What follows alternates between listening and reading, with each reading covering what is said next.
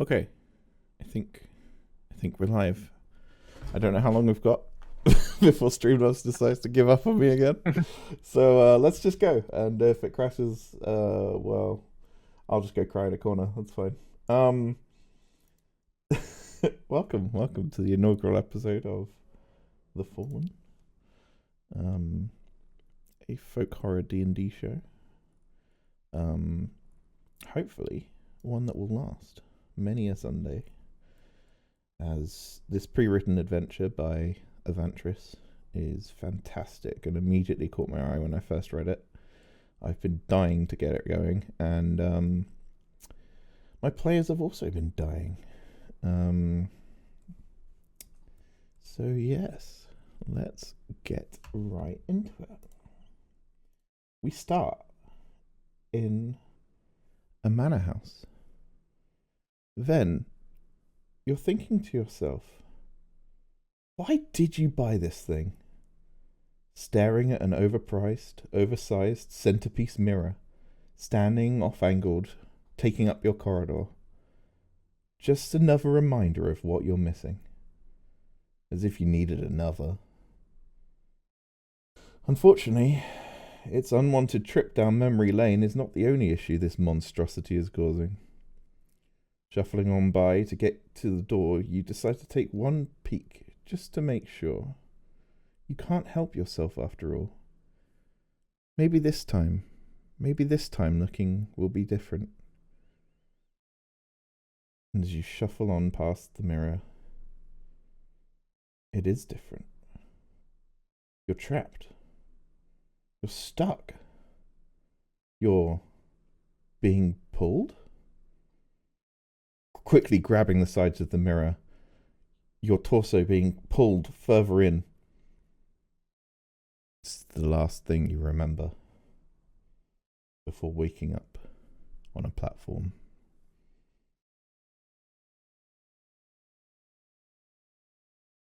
Ah, Totek. You never did like the smell of hay, or has it reminded you of the toils of work. But here it is again, dry, musty, clinging to your nose as you stir. Dirt covering your face, nails, arms. Cold wind brushing your face. And silence. Silence? No shouting, no fire, no cries for help. What happened? Just an empty hum of a wind-touched field. You push yourself up with shaky arms. The memory of... Was it steel? Steel in your gut? That's when you see it. The scarecrow. That's where you fell. A lopsided hat, one button eye. Just watching. Is it watching you? You don't remember how you... You don't remember anything after the blade, actually. But that stitched smile, smiling as you bled out, before waking up on a platform. At first, the fog is the only comfort. Appears you are alone. And then suddenly, a thread-woven figure appears next to you. Ben, would you like to describe yourself? Ven is all floppy, raggedy doll. They have long, flowing cotton arms, long, flowing cotton legs, and a little button face. Long, almost look like rabbit ears, but they're long and they fall down to jingle bells at the end of each of these ears. And stitched on a jacket that they're wearing, little studded buttons everywhere. They seem to have trouble controlling their head, keeping it upright. as if the tiny bit of cotton at the neck doesn't have the strength. And it flops its head. They flop their head from one side to the other, little jingle of the bells as they do so.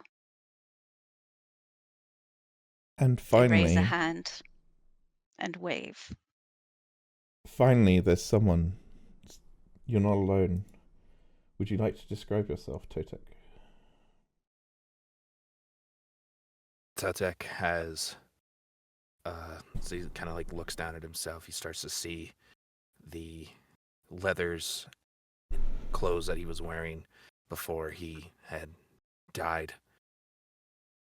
But his hands, they're long, thin, willow, gnarled, knotted wood together as they reach out with long claws with light green running through him like veins.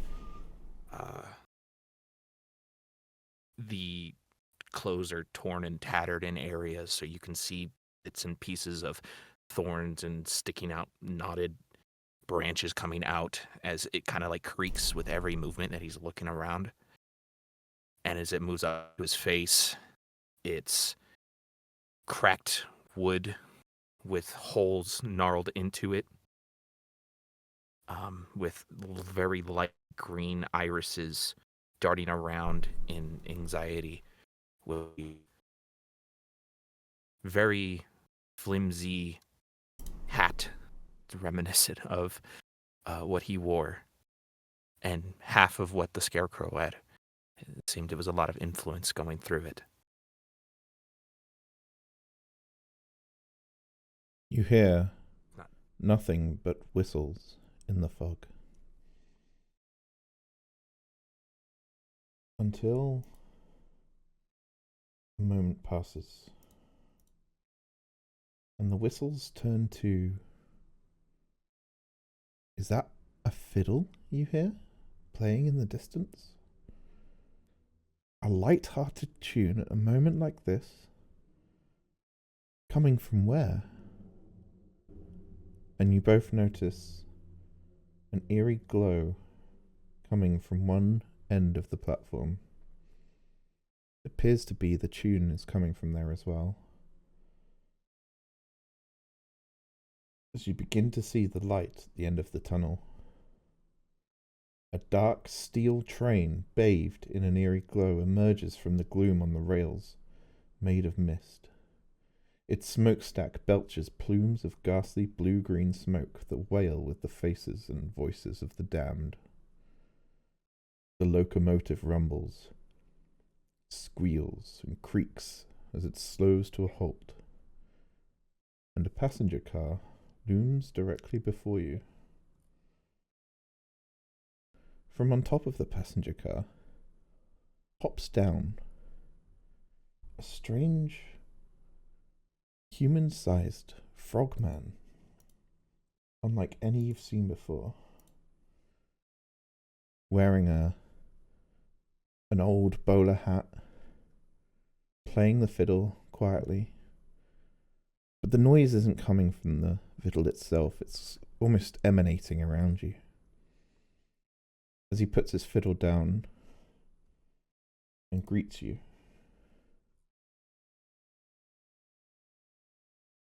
Oh, hey there! We got two new souls on board.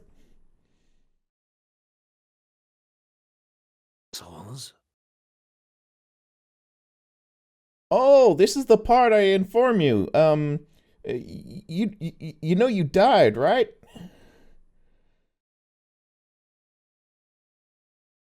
That's what happened. Not possible. There was a mirror. Mirrors do not kill. Oh, I was really hoping this would be the one day where people just accept. Look, you're dead. It's fine. It's the start of your story. Don't see it like an ending. I don't understand. Well, let me introduce you to the Ghostlight Express then. a locomotive unlike any other. You see, you have been chosen to be reborn into the land of Druskenvold.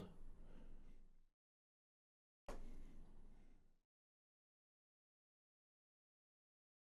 don't recall this. Oh, I'm sure you have like a ticket on you or something, but either way, you've definitely been chosen. Otherwise, you wouldn't be at this station.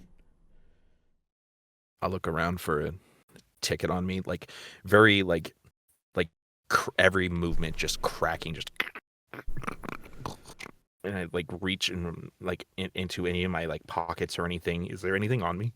Yeah, you mysteriously find a ticket, golden with silver embossed lettering, detailing, one passenger, valid for night of issue only.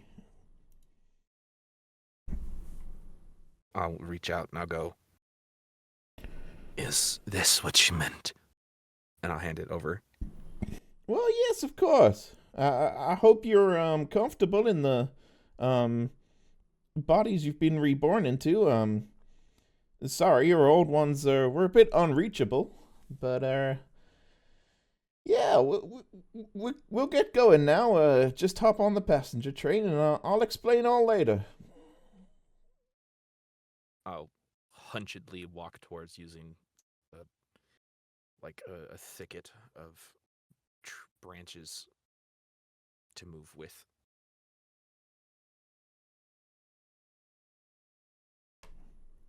And how about you? I'm You going he to reach into a pocket and pull out a deck of cards and open it up and wave my hand over top. Pick a card, any card. one for games, I see. He picks a card up, and it's the ticket. Um, just like Totek had one. You see, he goes, well, well, well. Admittance for one. Please hop on board. I do hope there are delights and entertainment. He I sort of will look. put my God. I'll put my cards back into my pocket and start a jingle as I walk towards towards the train. He starts trying to play the fiddle along with your jingle. And then he quickly hops all the way up on top of the train. Um, well, well, next stop, the woods. And the train starts up again. As we jump over to a panicked human. Hagen, do you want to describe yourself? Yes. Hagen is rather short for a human, about 5'5", 5'6", dusty red hair, brown eyes, naturally pale even for a human of his kind. Very thin, wearing a red cloak that's probably seen better days, tired in some places. Nicely worn tunics that have also probably seen a bit of wear and tear, and some fur-lined boots.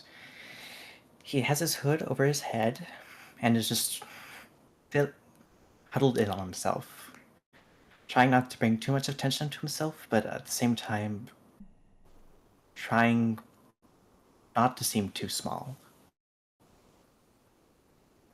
Yes. And as you are there, um, you, you're more perceptive than most people around you. They're busy working their jobs, going day to day, but you always feel like you need to keep a keen eye out. And something caught your attention. It was a small dog. Normally, you'd think nothing of it, but this dog This dog seemed to be on fire, but not like it was in pain or anything, like it was part of it. And as you follow it through the streets, it leads you into a woods. And one thing is racing through your head. Follow the spirits of flame, let them guide you. Your mentor's words racing over and over as you follow this flaming dog into the woods. Every tree it passes behind, it seems to change species or form or size. You can never quite pin it down. And it's hard to follow sometimes. Darts behind bushes, between trees. But you're determined. Follow the spirits of flame. Let them guide you. But why? Why is it running? Why do I have to give the chase? How long will this game of chase last? But finally, at the base of a rotted tree, this spectral dog seems to have stopped and is sniffing. As you reach down and pick up what it was reaching for, it's a golden piece of paper, and you hear behind you, "One passenger, valid for one night of issue only. Not our usual stop, but I tell you what, you've got the ticket, you're on board." And as you turn around, there is a human-sized frogman. And behind him, a ghostly train that seemed to have come out of nowhere, making no noise.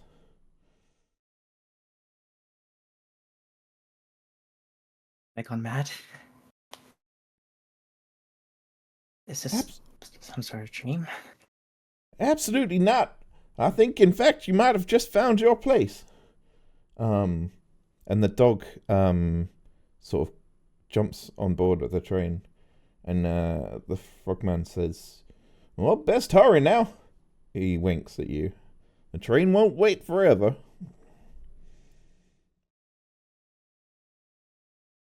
I take a few deep breaths in, a few out, and then I hop on. I'm not entirely sure where we're going, but I hop on anyway. We are no longer in limbo. We are on a train cut.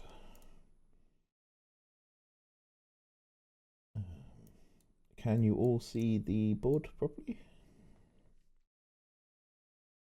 Yes. And your characters and the fiddleman? Fiddleman? That's not his name. Mm-hmm. But he has a fiddle.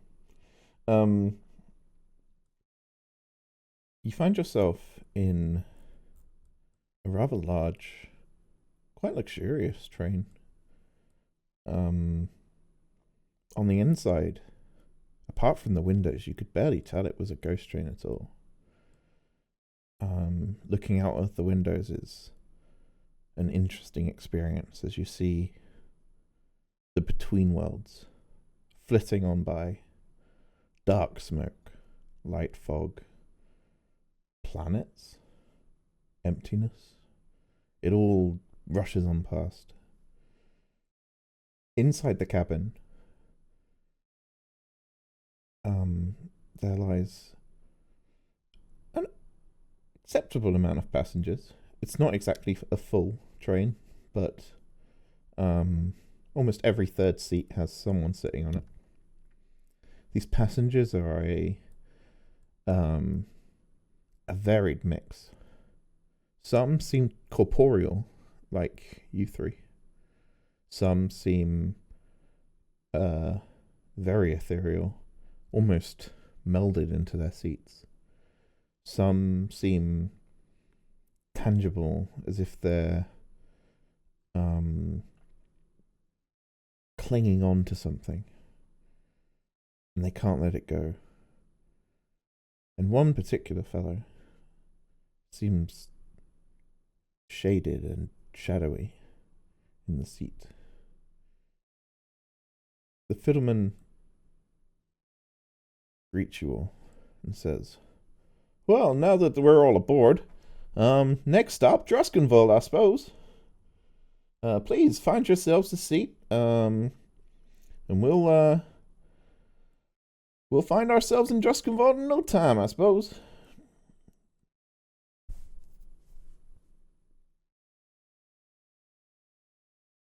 Start shambling to one of the middle seats and sit next near the door.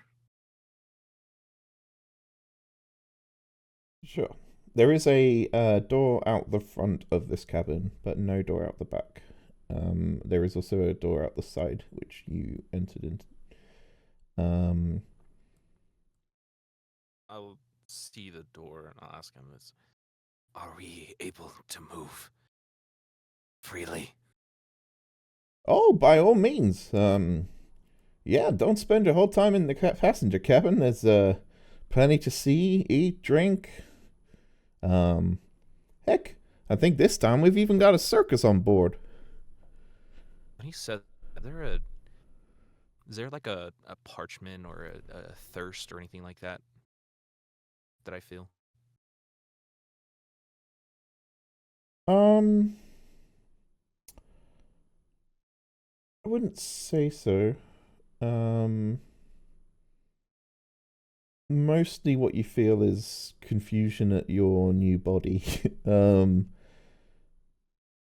There might be some lingering feelings, such as an amputee might feel a phantom arm. You might feel some phantom feelings that shouldn't exist in your new body. I'll leave that up to you as to, but nothing driving you at the moment. Okay. Well, I'll take a seat first. I'll wait and watch.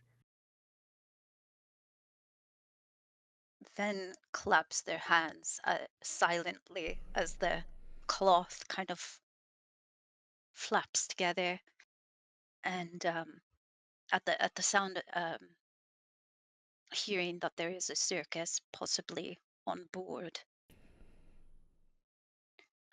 they will do a little jig in the aisle and shake their head, jingle their bells, and look at the frog. Circus, you say? Ah, yes, delights and entertainment. Where is the circus? Well, that depends. I'll be honest, the train's not known for its consistency. You never know what carriage you're gonna end up in when you pass through one of those doors, but I'm sure you'll find the circus eventually.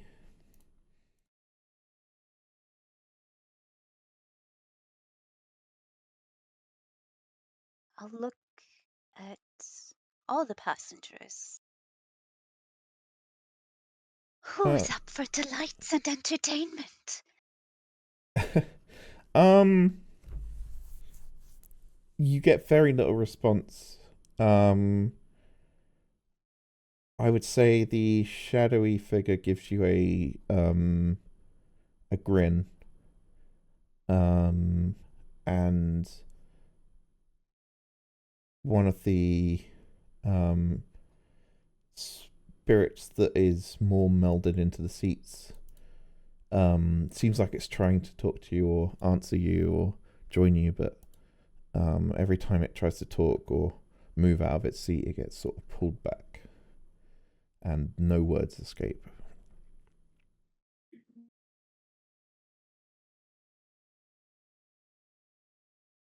I'm going to. I'd join you myself, but I gotta run the train. Um,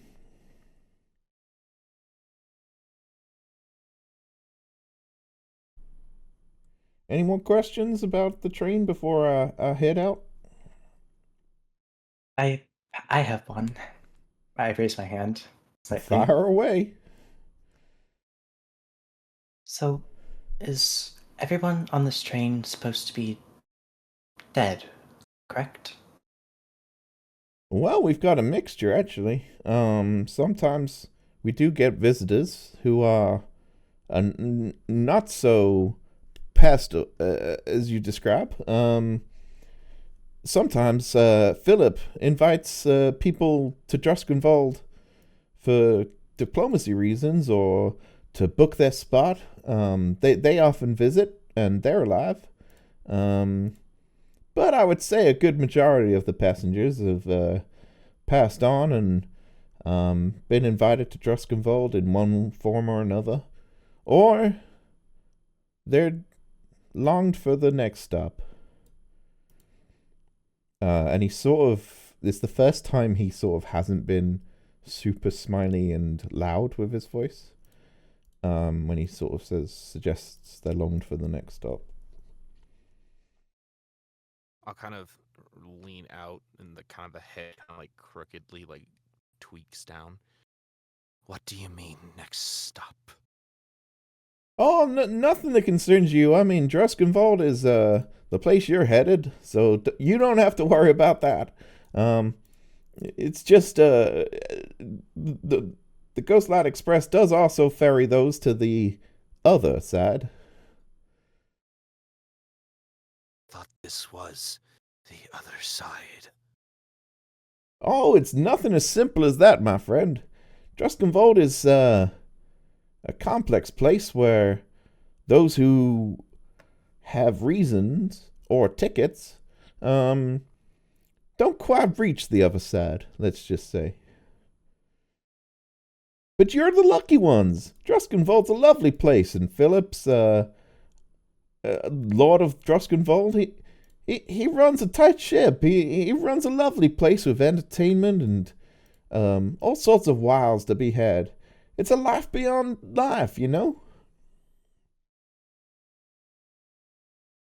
With that, I somewhat nervously shuffle to the nearest empty seat I can find. And I just sit there and just try not to draw any too much attention to myself. Or at least attempt to. Sure. Yeah, I mean, as long as you find an empty seat, that's no problem. What about Ven? What are we doing? I'm going to reach into my pocket and pull out my hand or my monkey drum and reach into the other pocket and pull out some cards. And I'm going to shake my head back and forth to make the jingle bells, do a little jig up and down the aisle, and shake my monkey drum as well in a very rhythmic kind of odd little dance. And then the cards that I pull out, I'll pull out 3 little cards and I'll start juggling them with the other hand, just throwing it up in this kind of circular motion. And then I'll just begin to sing, delights and entertainments. Come along with me, delights and entertainments. And then we'll stop for tea. And I'll just go up and down the row trying to get smiles from the other passengers. Perhaps bring a little joy. Roll performance. Okay. Uh, First roll ever of the game. ooh, 27. Nice. Wow. This Yep. works. I mean, the fiddler is clapping along. The passengers are excited that something has changed. Some of them seem to have been here uncountable years, and the passenger guard's not the most exciting place to be stuck. So, for some of them, this is the first entertainment they've seen in decades, maybe centuries, and certainly managed to bring a smile to a lot of faces. The fiddler then says, "Well, glad you're embracing your newfound spirit, pun intended. I'm gonna go and make sure this train stays on the proverbial rails, if you don't mind." And he disappears into smoke that quickly gets sucked up into vents that you now see are running along the top of the train carriage. And yeah, the smoke that he disappears into goes into the vents. That's it for now. I'm going to look around. Oh, sorry. No, go on. You're gonna look around. I'm going to look around for a bit, see if I can find that dog I had spotted earlier, the one that had led me here. See if maybe it's also in this carriage. Um, yeah. Give me a investigation.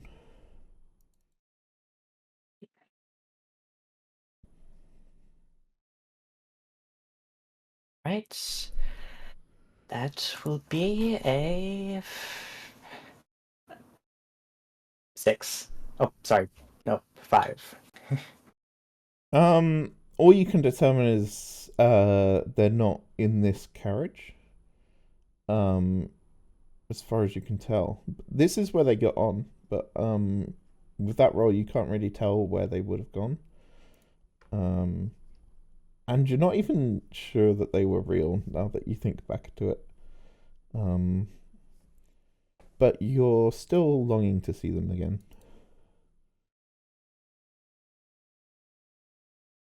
I see.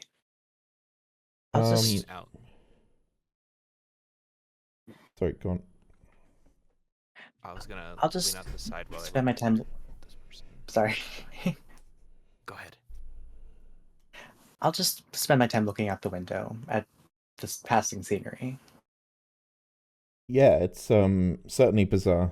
As I said, you're sort of seeing things that no alive mortal has normally seen. You're seeing between the realms. Sometimes you get a glimpse of things that seem familiar. Sometimes they seem familiar but twisted in some way. Sometimes they seem altogether otherworldly. Totek, what were you saying?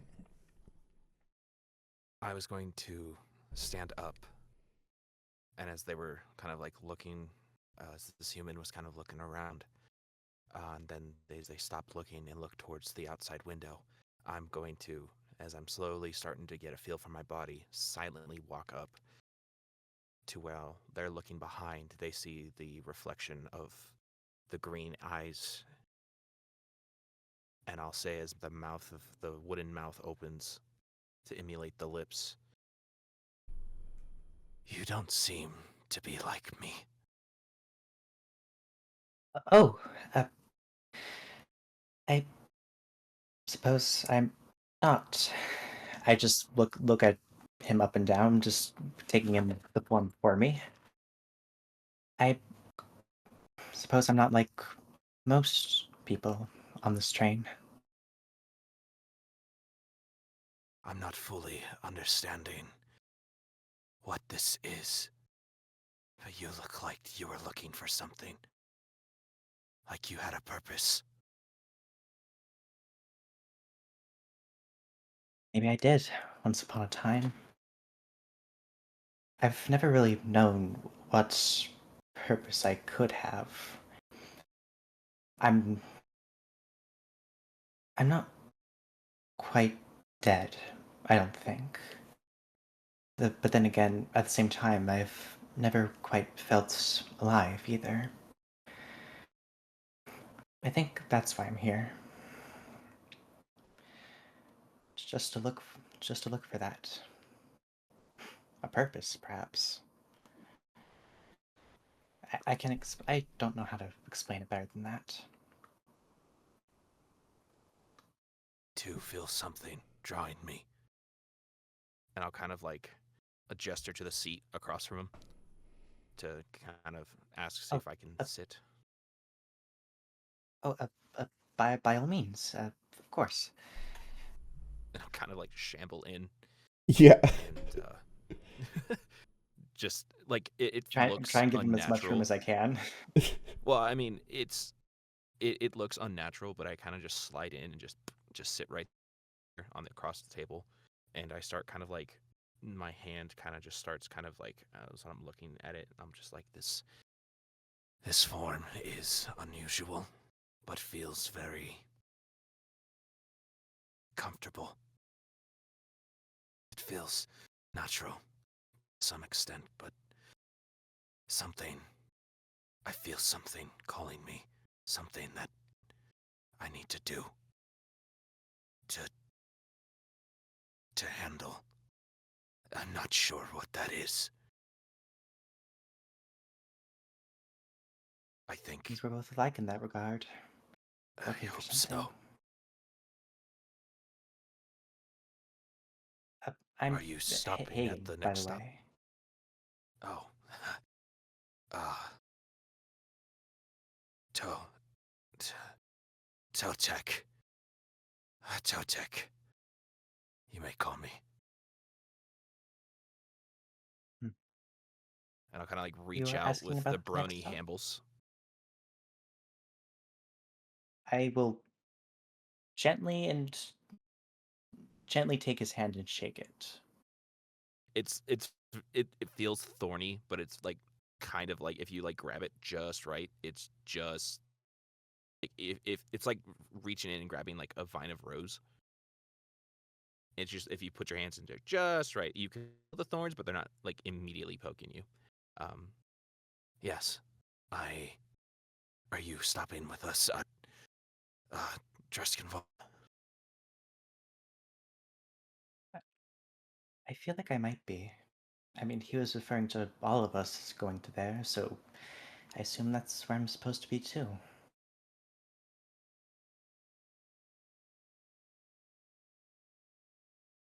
I At least am I hope. very curious about this. I am too.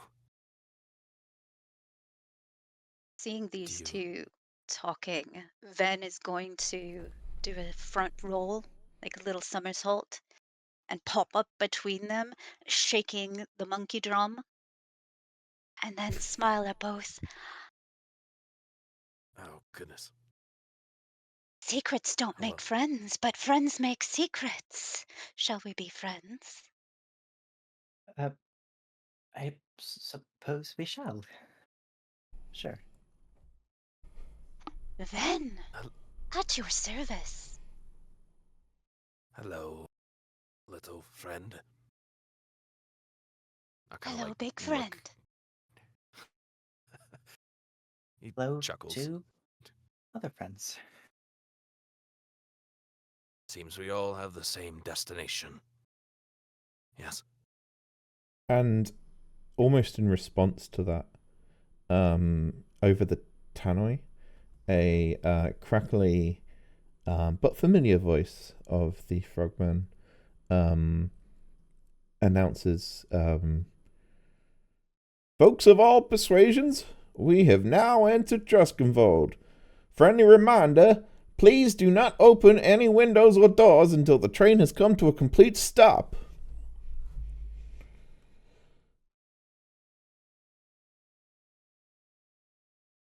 Not odd rule, but this whole situation in of itself is rather odd.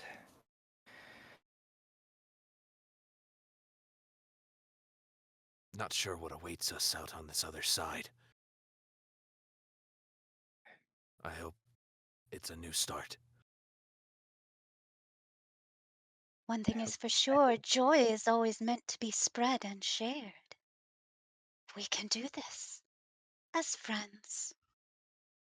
And I will like As flop friends. up next to Hagen and just plop my head on his shoulder. I will Very adorable. I will tense up a bit, but I'll let them do it. One passenger, having heard the announcement, um, darkens. It was the shadowy one darkens to almost a matte black outline, and they dart into the aisle. Their humanoid silhouette, tall and gaunt, with a head tilted to a side at an unnatural angle. And as they start running down the aisle, they trip for a bit on what appears to be a ghostly, fiery dog. This dog starts barking, growling, snarling at the individual. As he goes to kick it away, the dog dodges, still growling, still snarling.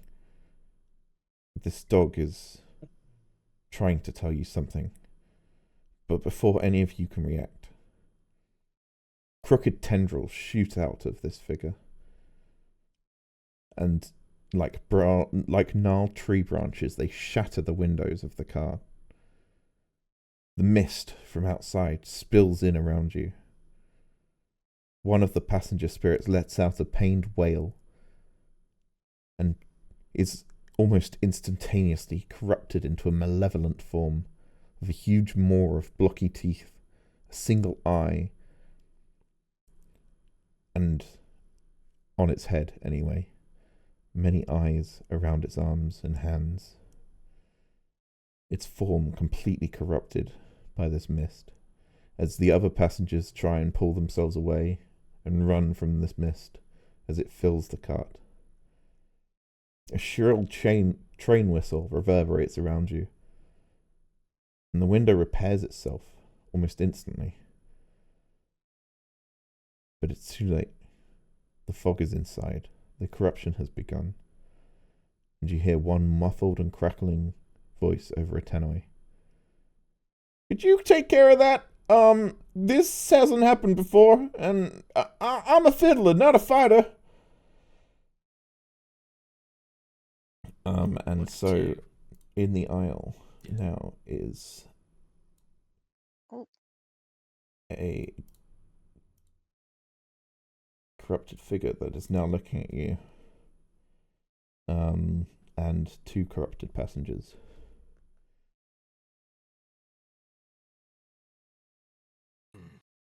The shroud itself seems dangerous to touch, but fortunately, within moments, it gets sucked up into the vents. However, the passengers who have been corrupted remain so.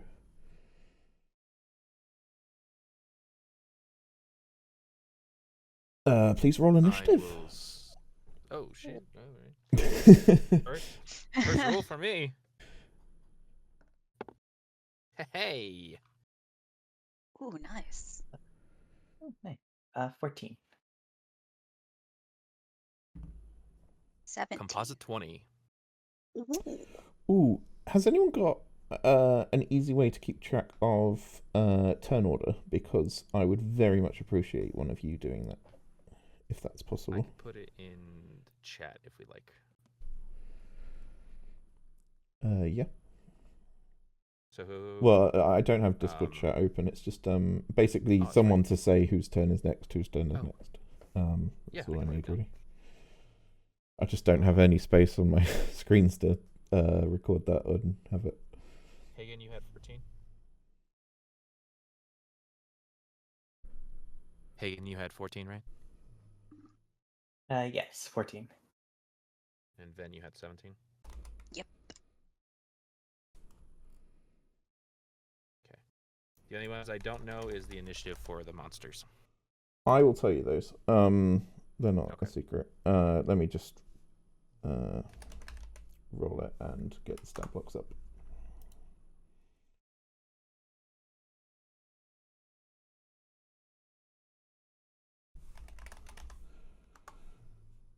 I will tend to do initiative of enemies in batches, so all types of one enemy will go at a certain time, all types of another enemy will go at a certain other time. So if you were fighting zombies and skeletons, the skeletons would have an initiative and the zombies would have an initiative, for example, just to keep it simple. So there is two types of enemies. We will use abbreviations. So SH goes on 9 and SP goes on 17. And you said SH and then SP? Yeah.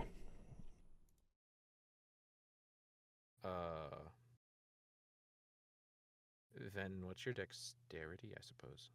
You're tied with him.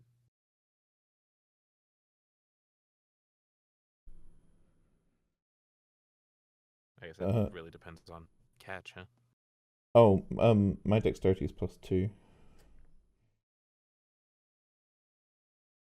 or 14. Is it? I rolled. No. No, no. So Ven and the monster are tied for 17. Oh, sorry about that. I've got where did it go? I have a 16 dex. Nice. Okay. So then it goes under. yeah, Okay. I got it. great.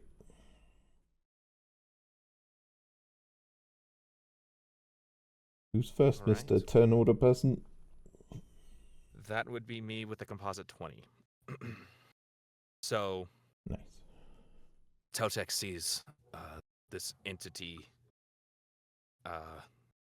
try to kick this dog, and immediately he stands up out of there and he goes, "Hey, have respect for others."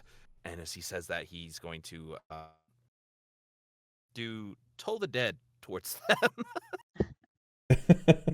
Interesting. I actually didn't think about that until after I said it, and I was like, "Wait a minute." But yeah, we're gonna cast Toll the Dead here. So I believe it is a save for them because it's a cantrip. Oh, okay. What kind of save? And who are you targeting? Question. I am looking at so many things up. So I'll be stepping out. So 5, 10. I'll be standing right here, and then I'll be looking at the one right here in the front. Was this the one who was doing that? Was this the Yeah, humanoid? the that one was that's looking and in doing the that? aisle This is the one who, yeah, seemed to break both windows. Yeah. Okay. So I'll look at him and I'll like my brawny hand out, and I'll be like, "Respect others." And as I do, there's just this dong as it like moves forward. Like you just feel this like greenish like vibration like move forward out towards that creature.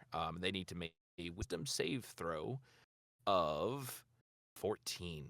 Oh, I got 14. So they So they passed. beat it. Yes. Well, that was anticlimactic. I would make a joke like, "Dong yourself," but we're more mature than that. Taco Bell dong. But yeah, so that's for over there, and I'll kind of just stay in between, and I'll kind of just I guess I'll block the aisle just to make sure they don't move past, if can.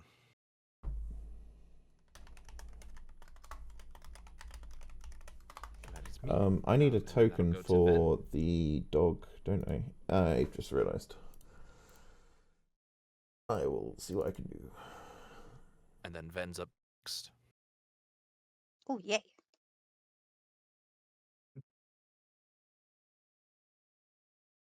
I will just do a little 5-foot step into the aisle and begin this very it it should be a whistle, but it's deeper than that. Like, you know, when you blow into like over the top of an empty soda bottle, it's kind of this deep, hollow whistling. And as I whistle, I cast Fairy Fire. Nice. Who are you targeting? And I am going to target it's a 20-foot cube. Jesus. Ah! And I will Oh my. all 3 of these creatures will be inside that cube, so they all need to make a dex save. DC Okie 14. One passes. What happens to the others? The others are gonna say they're gonna be colored in a blue light, outlined in a blue light, and so Oh my. attack rolls against the affected creatures have advantage. Okay. Well, we'll use this. Except for some reason, every time I add it, it's like massive. We'll use that to represent them being affected by that. And Cool. as my bonus action, I'm going to continue this whistling, but it's going to get kind of higher pitched, and it's going to warble a little bit. And this old gentleman will appear in threadbare clothes, and he's going to stand next to Hagen, sorry, and almost in that space, but he's not corporeal, but he's there. You have this. Don't worry, friend. And I will call forth a handy hint. I'm going to call forth a grump, and this gives, oh, let's see, it's a 15-foot emanation from Hagen. Hagen, you get a D.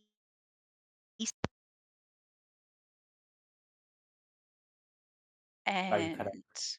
You cut up for a second. oh, Sorry. did I? Yeah. You get a bardic inspiration, which is a D6, and you guys, you and actually all of us within the emanation, which I think if I step there, then it's all of us. We get advantage on intimidation checks and strength saving throws. So where does this cover? Can you cover it with This is a this red thing? 15. I think it's a 15-foot. It's an emanation from Hagen because I gave him the bardic. Is it that? So think, yeah, I think Okay. that does it, and that's my turn. Let's get better effects.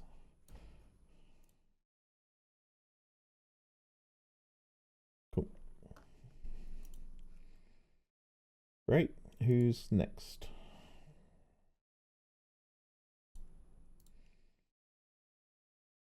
Captain Third Order? Who's next? It's me, isn't it? It's SP or SH? I think it's SP. Okie dokie.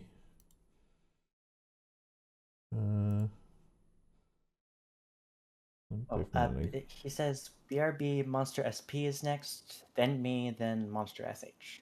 Oh, great. Okay.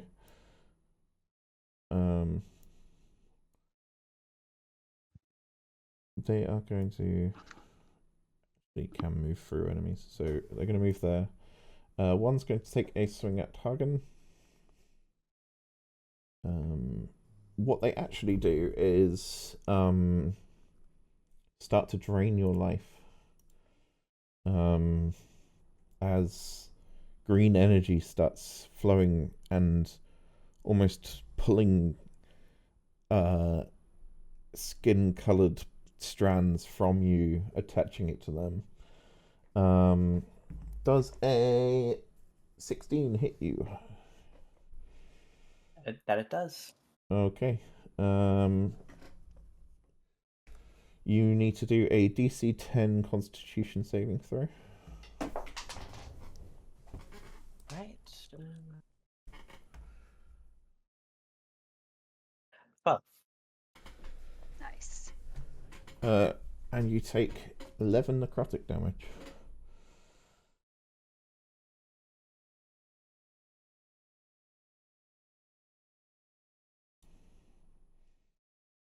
All right. The other one is going to hit Totek I will wait till they're back though.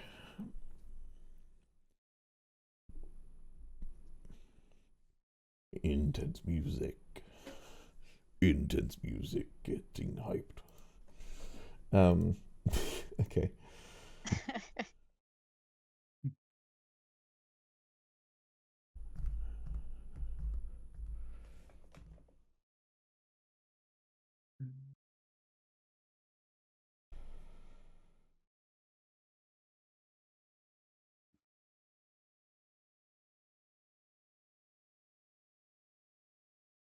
Totec. Totec. I'm here. Okay. Sorry, Well.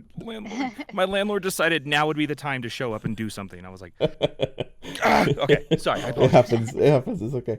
You're fine. I'm gonna greet you with the ever wonderful term. Does a 20 hit you? Oh, 30 or by 2. Okay. Your skin and the green energy sort of seems to be strands pulling out of you towards this spectre. Can you give a DC 10 Constitution saving throw? As you take 12 necrotic damage. That would be a 10 saving throw. Okay. That's you still take the damage. I take how much damage? 12. Oh.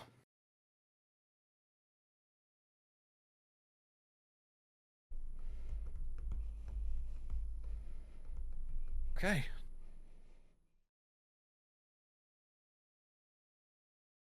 Hit me. All right, who's next on the? So that was SP's turn. That would be believe Hagen. that would be me, correct? Yeah. Yes. Right, so I've just had my part of my life sapped away. That kind of sucks. So I will cast Cure Wounds on myself as a small burst of flame appears into my hand, but isn't colored quite like regular flame.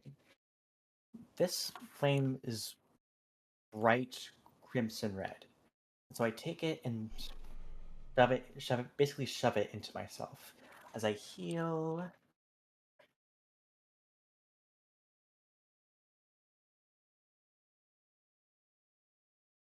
To myself.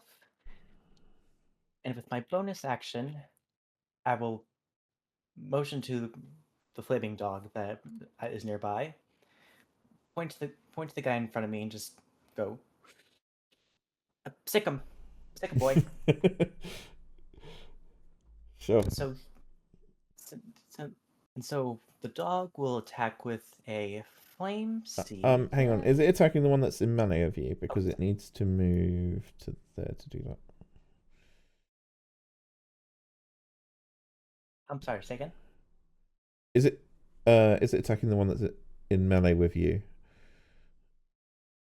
Yes. Yeah, okay. It needed to move a little bit. It was over here. The dog was over here, and it needs to move to the. Okay. This is your dog. Right, and to hit, that will be.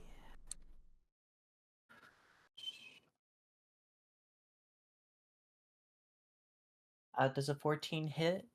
Does. You also Oh, you get also roll with advantage. advantage. Yes. Oh, right. I forgot about that. Thank you.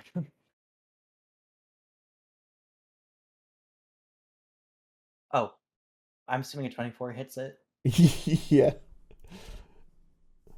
Right, then it'll take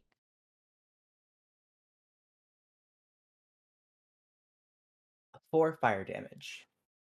Okie dokie. And that should be my turn, I believe. Who is next? Would be the monster SH. Uh-huh.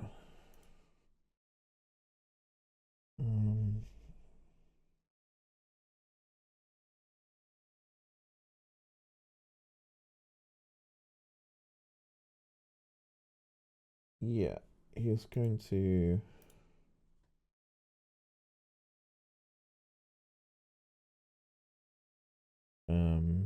Move here through people. You feel this shadow like brush through you, Totek. It doesn't hurt you or anything, but it leaves a cold chill as it quickly moves through you to the other side. Its movements erratic and unnaturally fast. And it's going to take a swing at Ven. It's basically holding its hands up, and waves of energy are draining the strength from you then. But it rolled a nat 1, so Yay. it definitely doesn't hit you. Okay, that's its turn.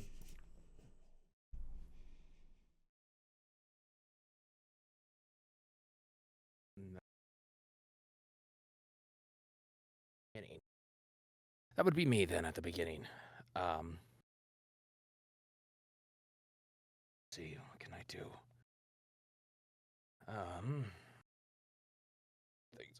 There we go.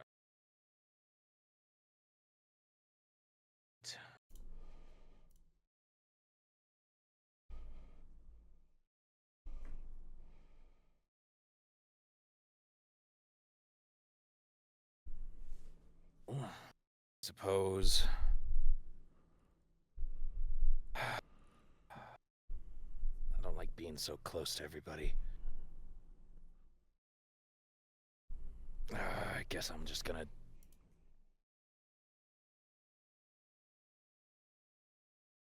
I'm gonna try. Who's the one who took the fire damage originally?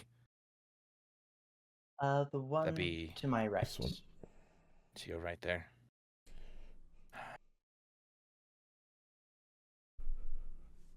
Can you all see that when I do a pointer? Yeah. Yeah. Yeah, let's I'll do Toll the Dead again on this one, and instead this time this one's just a crow cawing and just going like caw like towards it. Okay, wisdom saving throw again. DC 14, please. Dude, I got an 18.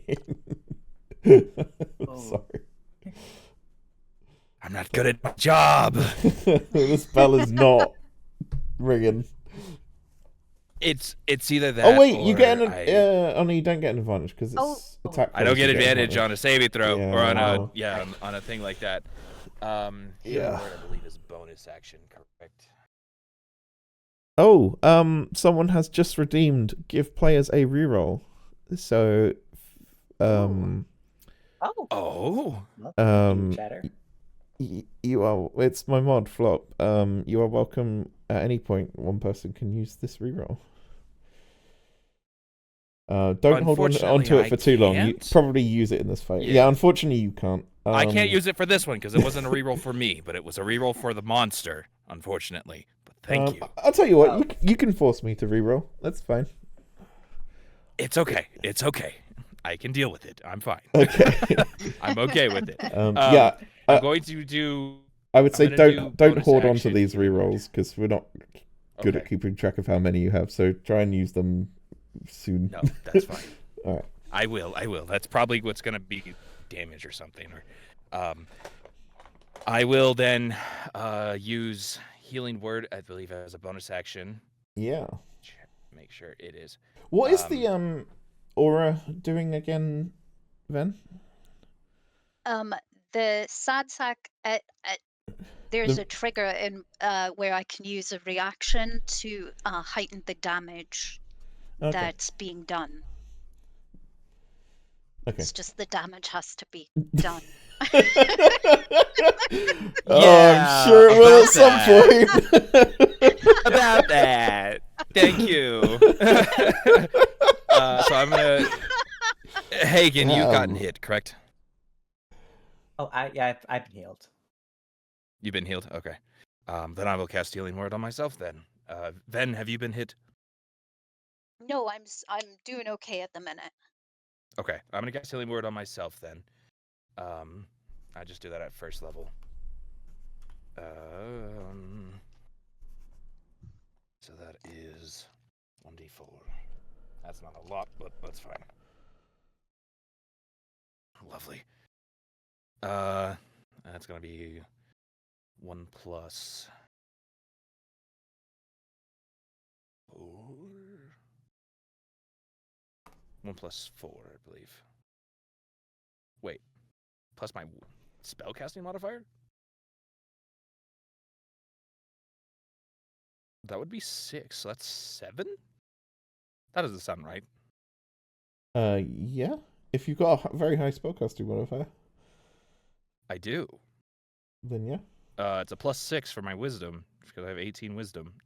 Yeah, okay, I guess I heal 7. Christ, okay.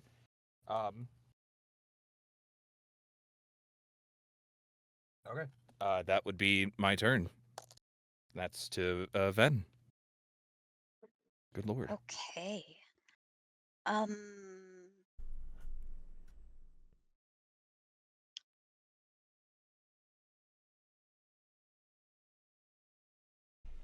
going to continue whistling and shaking my monkey drum, and the whistles starts kind of a high-pitched warbling, and then all of a sudden the whistle breaks into a very discordant.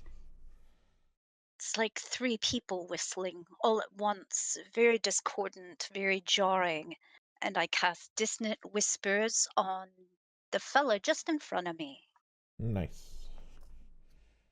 Is that a saving throw or to hit roll? That is a wisdom saving throw, and it's a DC 14. Got 13. Sweetness. So he takes 6, 9. He takes 9 psychic damage, and I'm going to go ahead and use my reaction to do a little more psychic damage. So another 7 on top of that, so 16 psychic damage total. Jesus. And the sad sack will go away now. How do you want to kill him? Oh, Good I God. was going to say he had to run away, but I want the whistles to almost become a vibration that hits him, and he begins to vibrate, and as this vibration, as this discordant whisper hits him, the shrouded shadow of him just starts to fall apart until he disintegrates. As this shadowy form disintegrates, the grin never goes away, and in fact, you can hear like a almost cackling laughter as he whispers at you. It's too late. I've already done it. It's already been done. And then the form just disintegrates in front of you.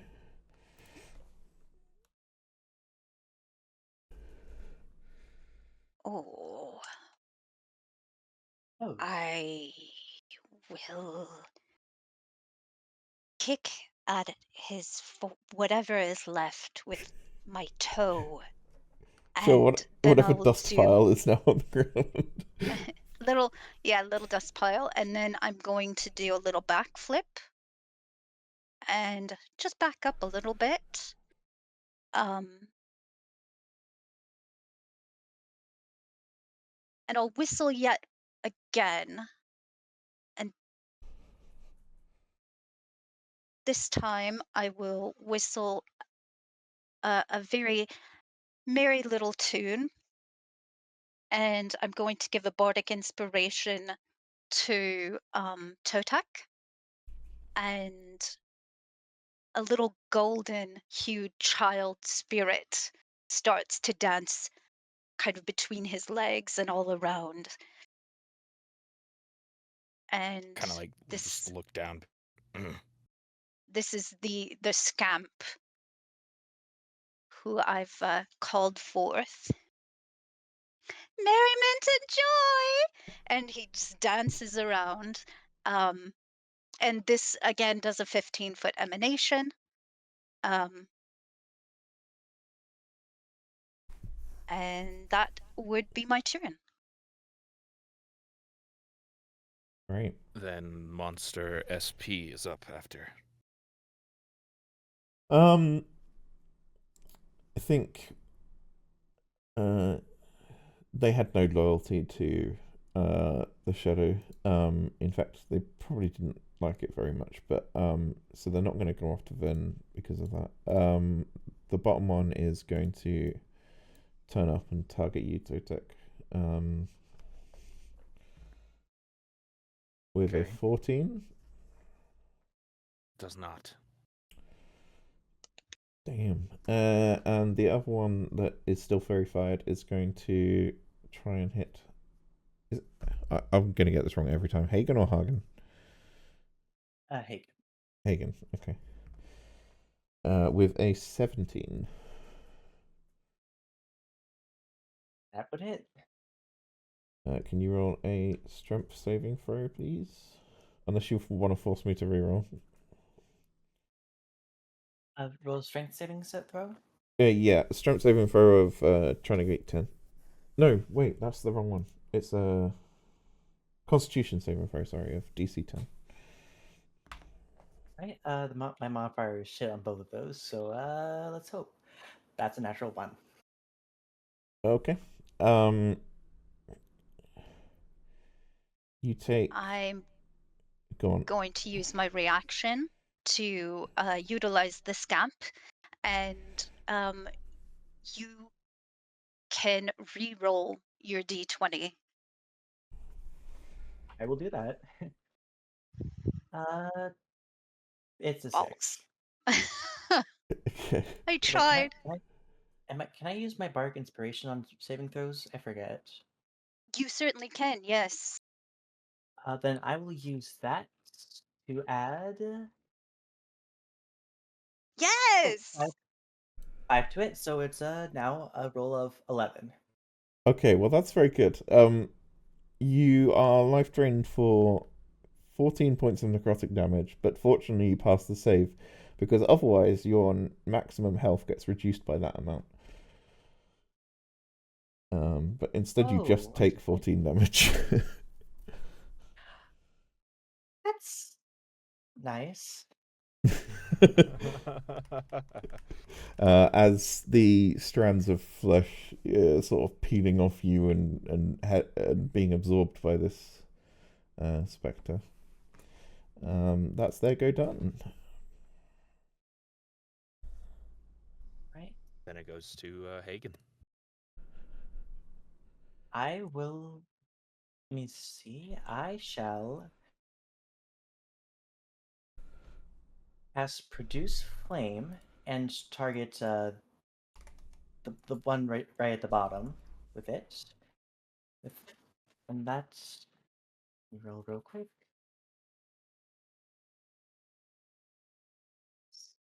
Does a 11 hit it?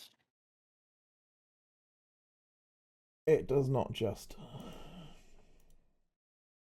Alright, then with my bonus action, I will instead cast Healing Word upon myself and heal for 7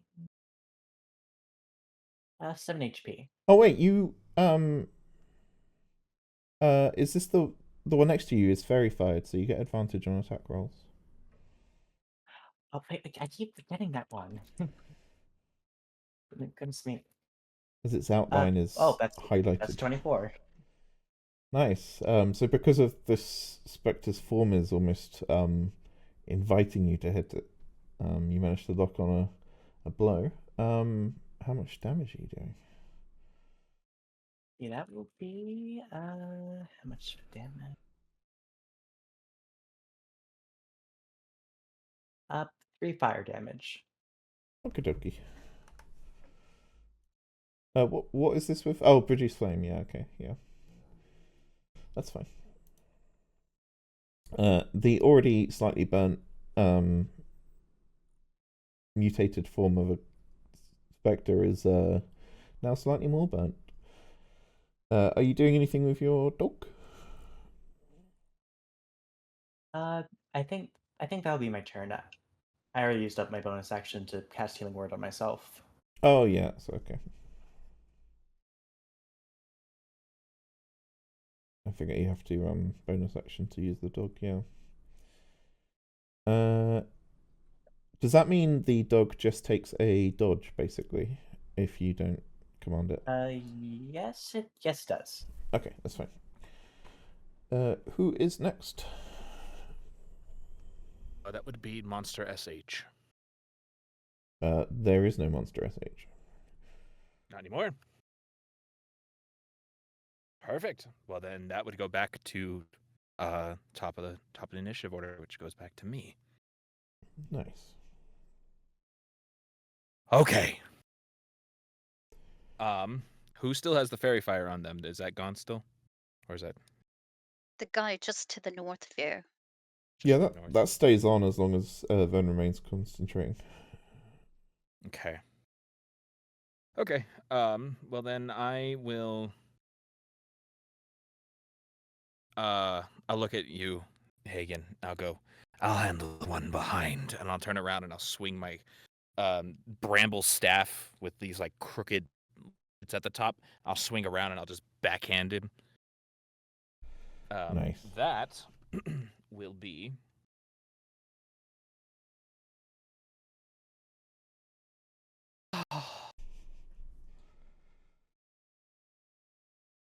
Can I use that reroll? You also just- have a D6 bardic Inspiration as well. inspiration. Yeah. Okay. Well, I rolled a natural 1.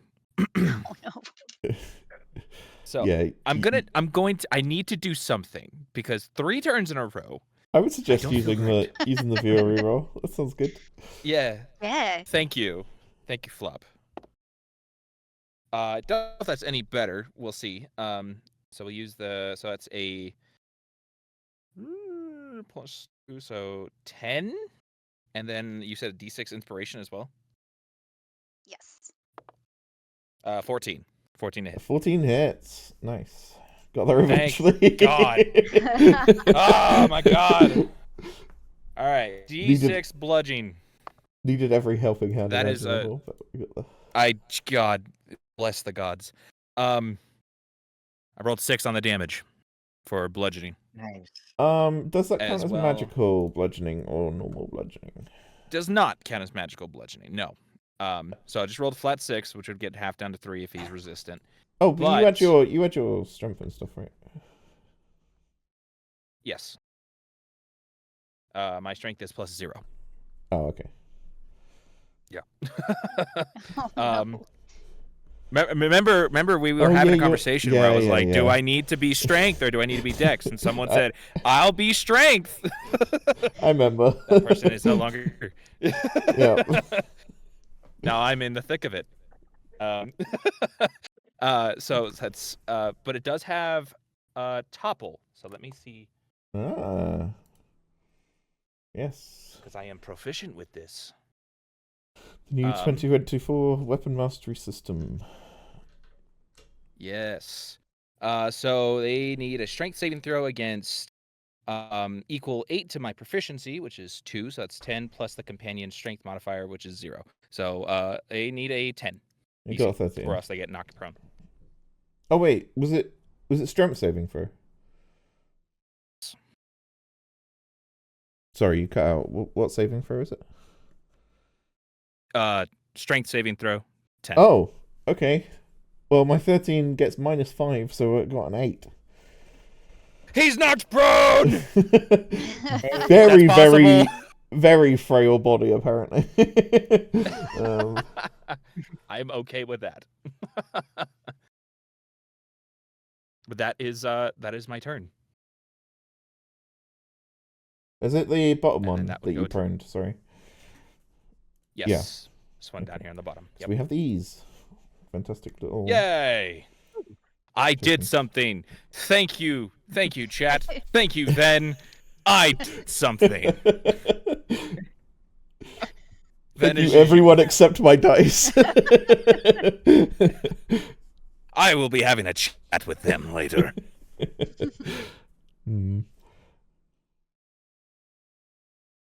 Wonderful. Who is up next? That'll be Ven. Okay. Oh, okay. Yes. Ooh, let's see. I think I will shake the monkey drum and Is that a euphemism? it's gonna be now.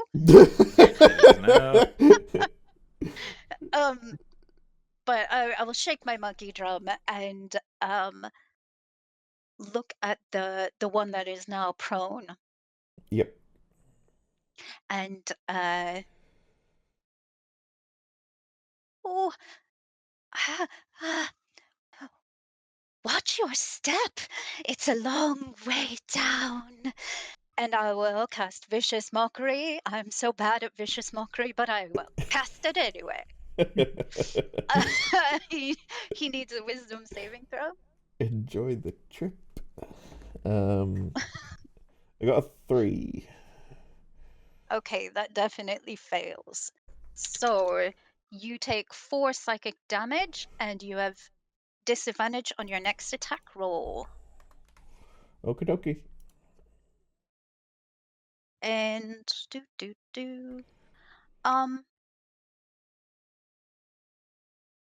I'm going to use my ball jointed nature and try to, if there is a gap between the seat, like this seat and the carriage, I can fit into a 1-inch gap.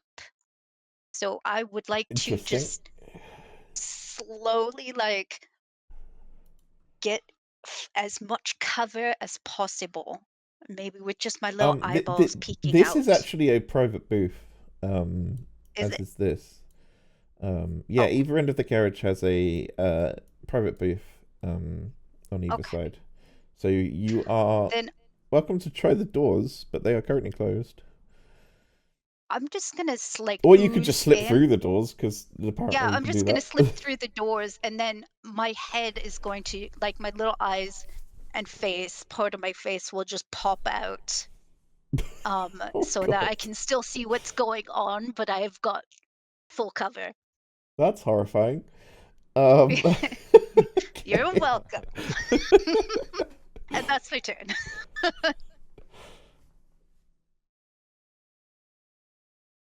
And then that would go to SP.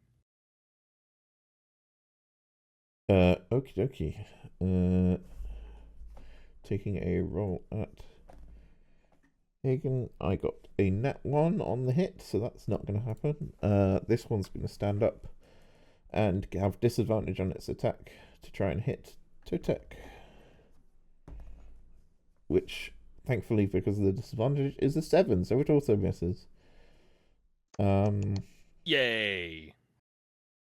It's then going to screech and come around here.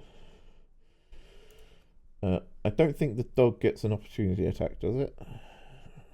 How does that work? I do not believe leaves, it does. Well, it's a far as I'm reaction, I aware. thought, right? Does the dog has its own reaction? No, it doesn't say if it can or cannot. I'm assuming it does not.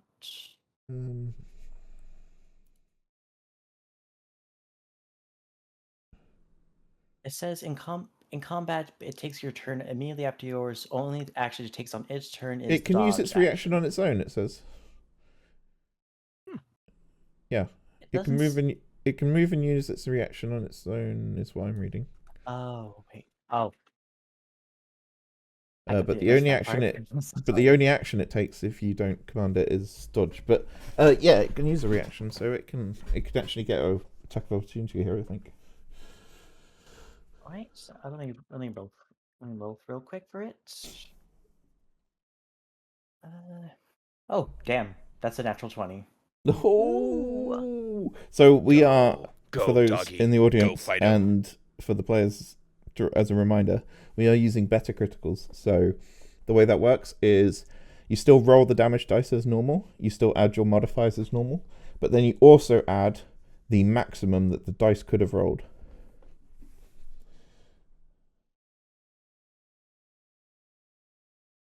So if it's a d8, you would add 8. Well, that will be. Oh, I put that in incorrectly. Let me check that one more time.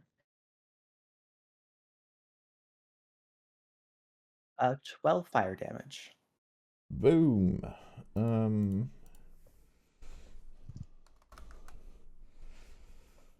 It is looking very damaged. It's not quite dead, but the dog manages to get off a. Is it a bite or a flame attack? I guess it's either way.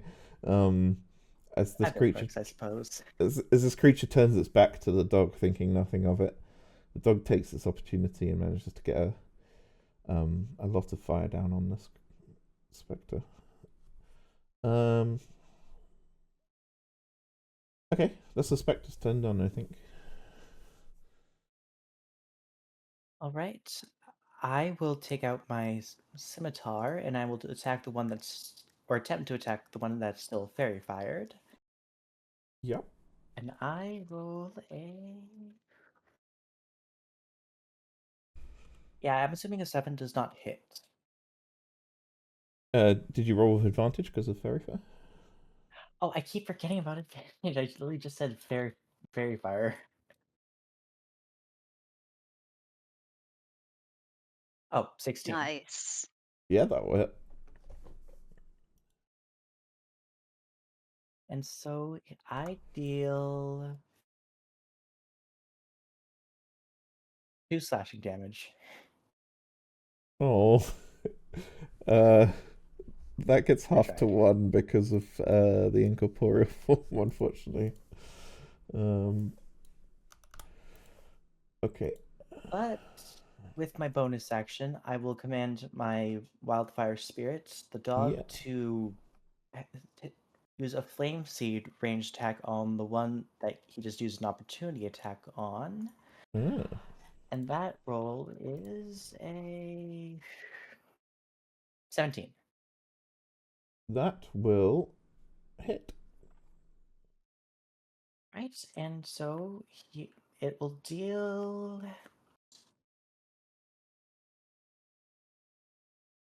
3 fire damage. That's enough to finish it off. I'm not sure how Totek feels about you casting firebolts through his space, but It's singed. It's a little. It's like the goatee type thing, where it's like, it's just like all the wood like thickets or the little like ends are like little charred and embering. I'm like, little close. As this spectre's burning Sorry, up, it's sorry. sort of reaching for you, Totek. It's sort of scrambling its way towards you, burning and burning, and pieces are dropping off, and eventually it doesn't manage to get to you. It just collapses on the ground, a pile of ash now. Sorry about that. And that will end my turn. Right, who's next? Sweet. I think that starts the initiative order again. So with that, That is you then. that goes. That does go to me. Yes. Just this one left in front, right? Yep. Yes. Okay. So I'm gonna turn around and look at this one and just be like, "Please go away." And I'm gonna toll the dead again on this one. Because it's worked so well. In the I past. know. Okay. DC 14, please. I got 1. Yes. Yay. The sound of the cacophony of crows just going. Caw, caw. It does. He has lost health. Quite a lot of damage, yeah. Yeah. So if it okay, so it would take 1d8, but because it is missing any of its hit points, it takes 1d12 necrotic damage. It does indeed. That is a d12. We're looking at 9 necrotic. Okay, it is looking very low on life. Like a gust of wind might knock it over. The cacophony of crows just beat into it. I'll look over at Ven and I'll be like, I think this is for you. I'm going That's to your... squeeze my way out, Yeah. like halfway, so that just like my upper half of my body is just kind of hanging out of this little door. And I'm going to pull out a playing card and just flick the playing card at the bad man. Great. Yeah, it counts as a dart. We discussed this. Go for it. Poop. So it goes wide as it's an 8. Okay. I imagine Ven saying that. Yes, poop. And I'll whistle. Oh wait, you have one advantage more because of fairy fire, right? Oh, I do. Yes, I even forgot my own fairy fire. It's easily done, apparently. My forgetfulness is 14. That does hit. Yes. All right. Why you just screamed poop for no reason, no context. Just... for piercing damage. That's as enough like to finish the it off. corner flicks into one of his eyeballs. Great, gross. Yeah, this card, like, it only has one eye on its head, and all the eyes on its arms are merely aesthetic. So as this card goes into the one eye on its head, it's left bleeding out, scrambling around, scratching up the seats around it as it can't see and it can't, it doesn't know where it is anymore, and it just scratches itself to death. Well done, everyone. That's initiative over. As I see it just scratch itself to death, I just to make sure, I just give it a few stomps with my foot, just to make sure that it's gone. Yeah, makes sense. um, great. You hear relief from the other passengers who were unable to escape in their seats. And you hear over the tannoy, once again, the stranger's voice saying, well, good work, folks. I'm afraid, though, I might need one more favor of you, if that's all right. You didn't see where the spirits, sorry, the fog went, did you? I'm worried it went into the other cabins. If you could just check the rest of the train for any corruption, that would be much appreciated. Thank you, folks. Kind of look back over at Ven and Hagen, and I'll be like, I don't mind protecting those who can't, but I did not imagine to be thrust upon this responsibility.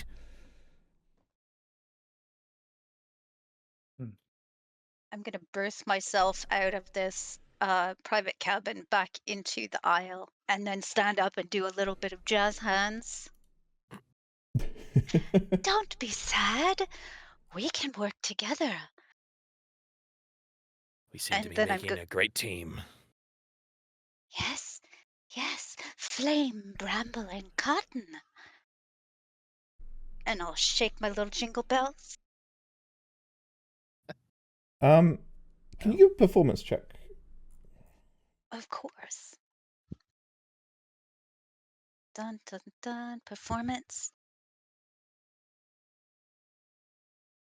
Ooh, 26. Wow, yeah. There was a girl, a very young girl spirit in the private cabin that you are currently next to. And she is like applauding your performance, but also says, Hey, performer. I, I need to tell you something before you go anywhere. I'll slip my head back in. Yes? I want you to know that we're not all alike. Us spirits, we're not all the same. Some can be corrupted and some can't. I think if you go anywhere, you should make sure that the ones that can be corrupted are made safe. How do I know what can and cannot be corrupted? Well, they're weak. See, they're really weak because they haven't finished their business. They're stuck and they haven't finished their business. So they've got stuff to do, but that makes them really easy to corrupt. I've seen it before. And they're the ones. They're the ones you need to watch out for, and you should get rid of them, or you could make them strong. You could make it so they're not weak. They're not waiting for anything. Thank you. That was very helpful. I think perhaps it is, perhaps it isn't, but you have earned yourself a little song. This is my tiny song. It is not very long. Jazz hands. And then I'll slip back into the aisle. Love this. I love this. Great. I'll take this moment to go over by this flaming dog and just try to see if maybe I can pet him. I'm not entirely sure, but I want to try to think. Give an animal handling. Let's see.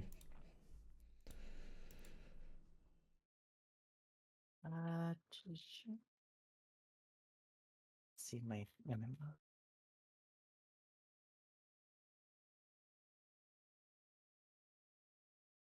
11. This dog seems stoic, like a working dog. And it feels or it's acting like it's still got work to do. So it doesn't want to play around.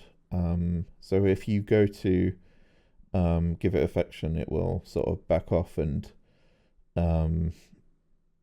start pacing away towards the door. But it's not gonna like run off. It's not barking at you or anything. Thank you. Thank you. So, where exactly should we head now? It sounds like the other passengers might need our assistance. I have motion towards. I'm sorry. no, go ahead. I motion towards the other door. Is that the only way we can go? I heard him mention this one of the other doors are locked. I think I heard him mention the other door is locked. I do think that is the only course we can take. And I'll start shambling towards it. Are you talking about this one?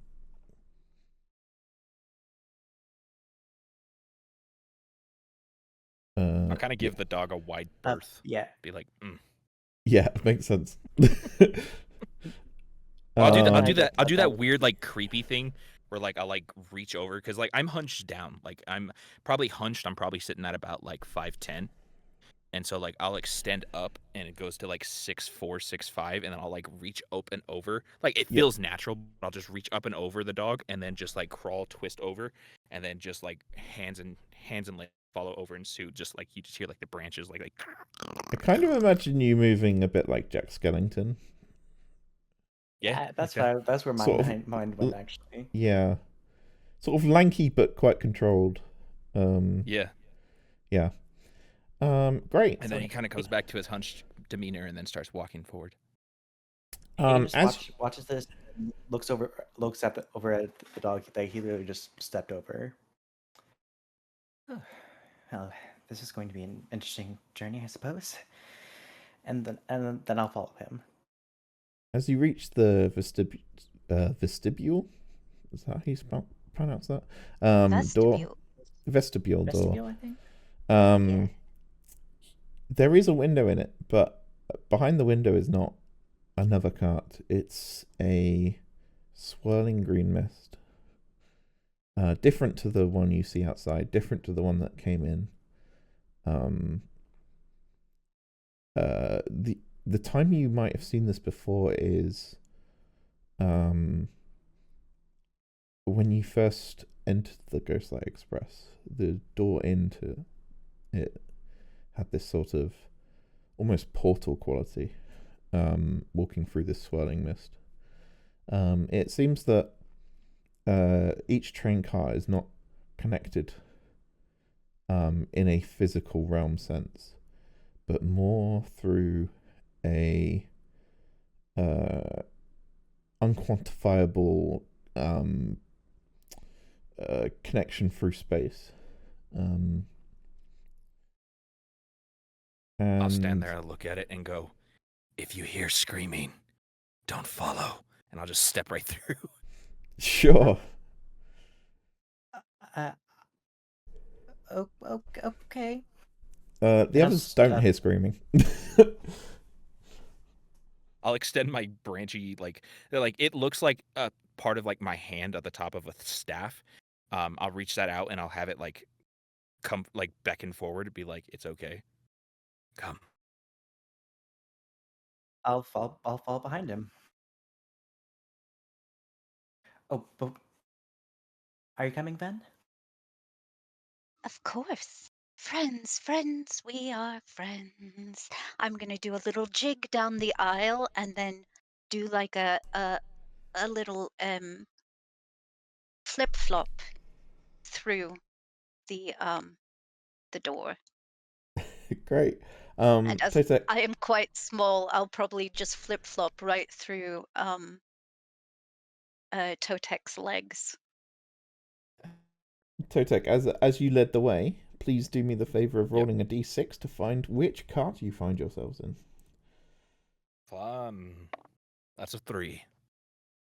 That will be the dining car. If I can find it. Give me a sec. I was just really hungry. What's the dining car look like? That one.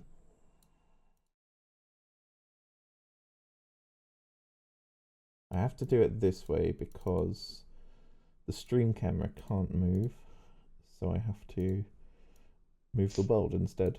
There you go.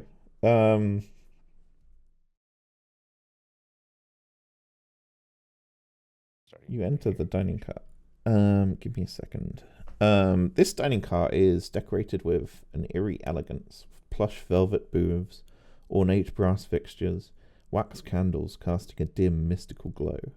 The air carries the scent of gourmet food through the booths.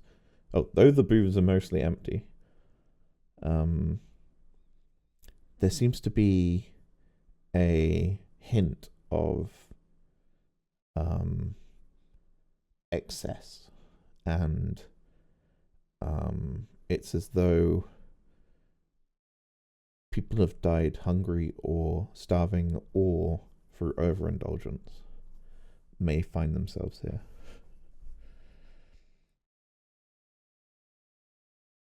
Looking around, the people in the actual car, are they?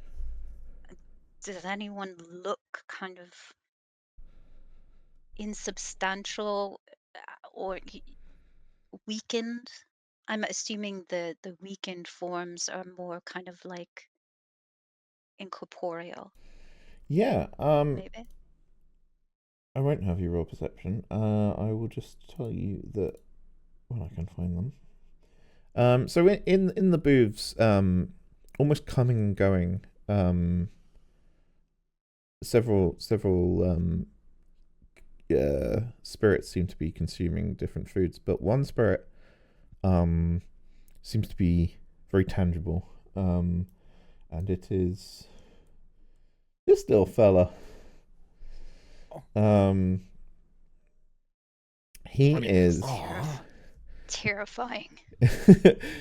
he is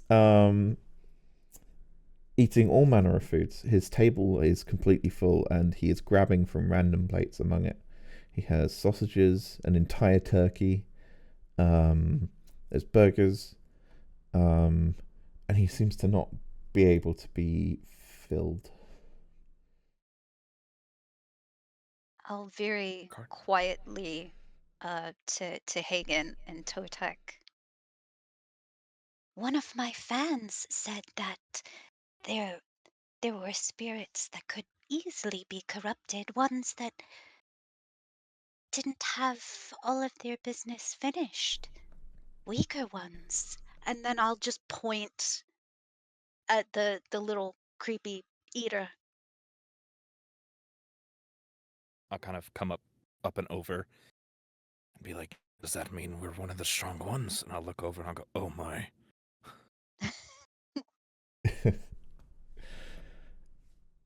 I suppose that would be that we're the. Oh, wait, you said stronger, or at least stronger ones. So, what exactly do we do if we should encounter one of these? What you said, like weaker spirits? If Could they're help Don't them. see corrupted, any. Oh yes, corrupted. if corrupted, we try to help. But if they're the ones we just encountered, I'm afraid past that stage. The only way to help them would be to put them down, so to say. I see. We can help them finish their business, or we could throw them from the train. Either would be advisable. Let's maybe hold off on throwing anything off the train for a moment. I'd second that. At least until we know it is unredeemable. Then I will throw them off with ease. He says as like the green just kind of like glows. As we're looking at this kid. Little one, are you here alone? He barely responds. In between mouthfuls, he's sort of,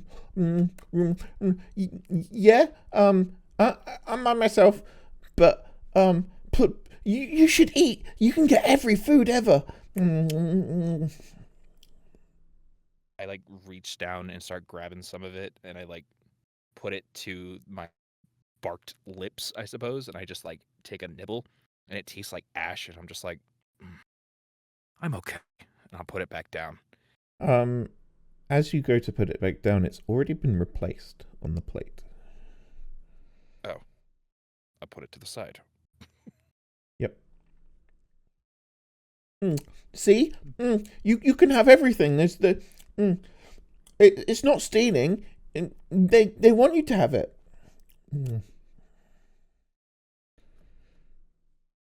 How long have you been here? Do you remember?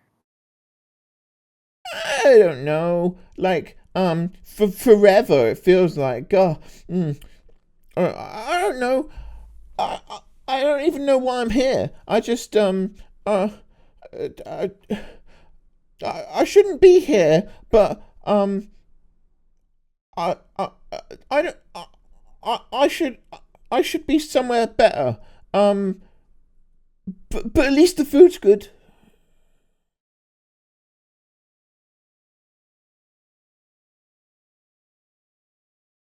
Do you remember how you got here?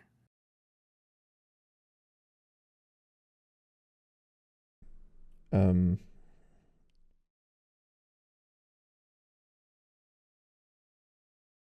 Yeah, but I'll never tell. I'd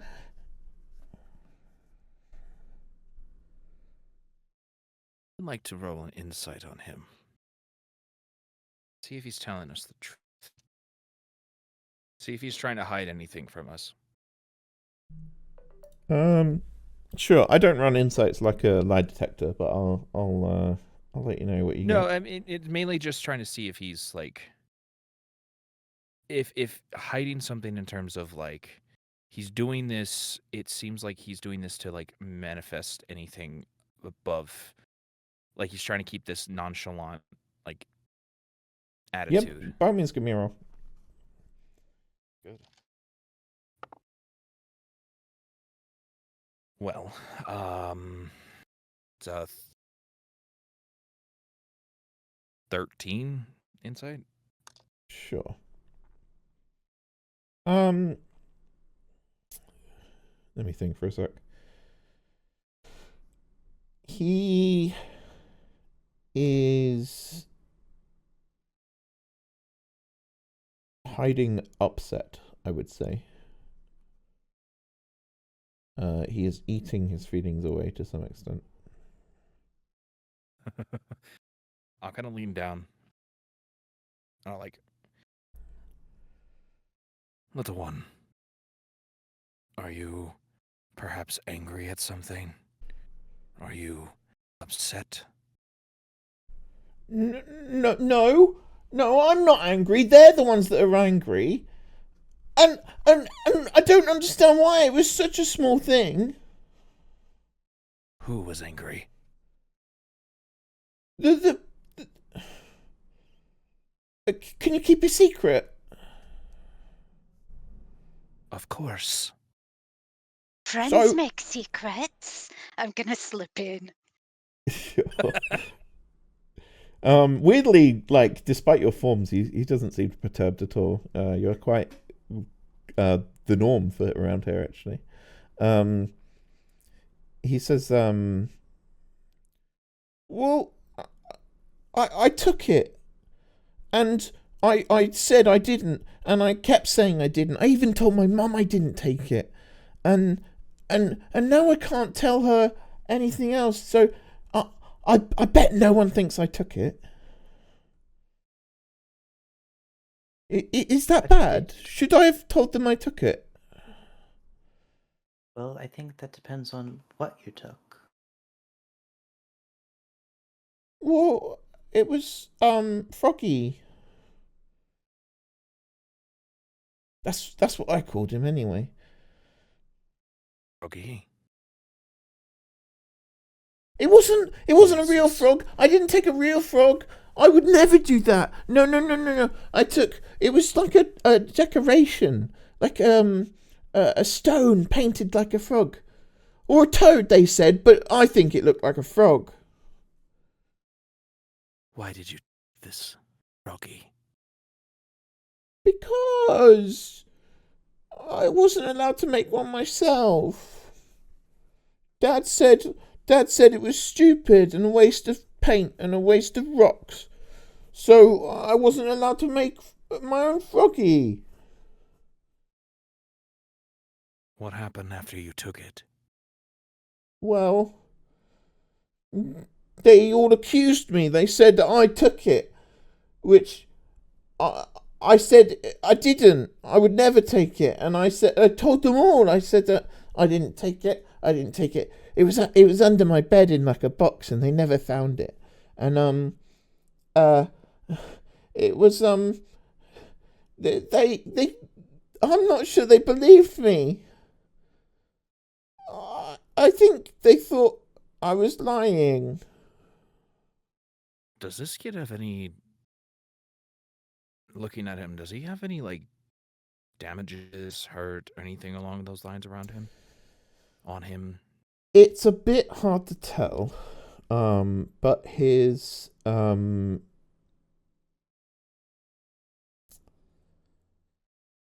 arm and his torso are connected in a Rayman style rather than actually physically attached. Oh.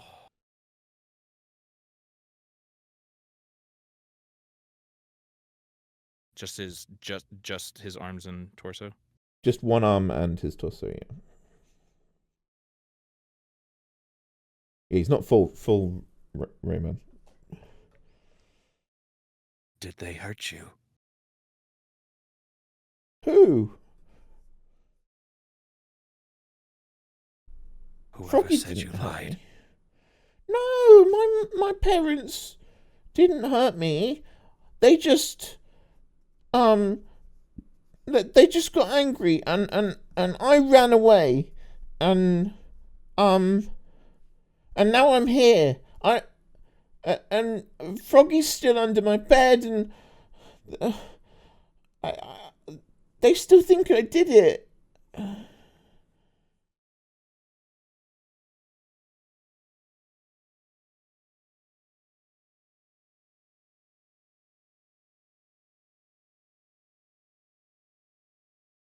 What is it Do that you Go ahead. you want? Is there anything that you've yet to do? Anything you're wanting to see? Anyone to talk to? Well, that'd be giving the game away.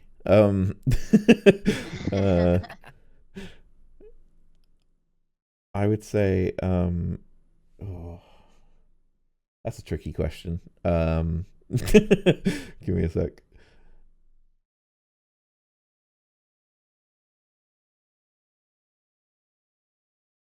No, I just want to eat, and I want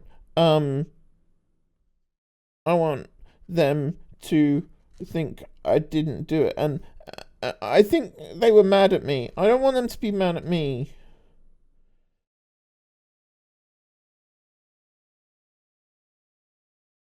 We are not mad at you.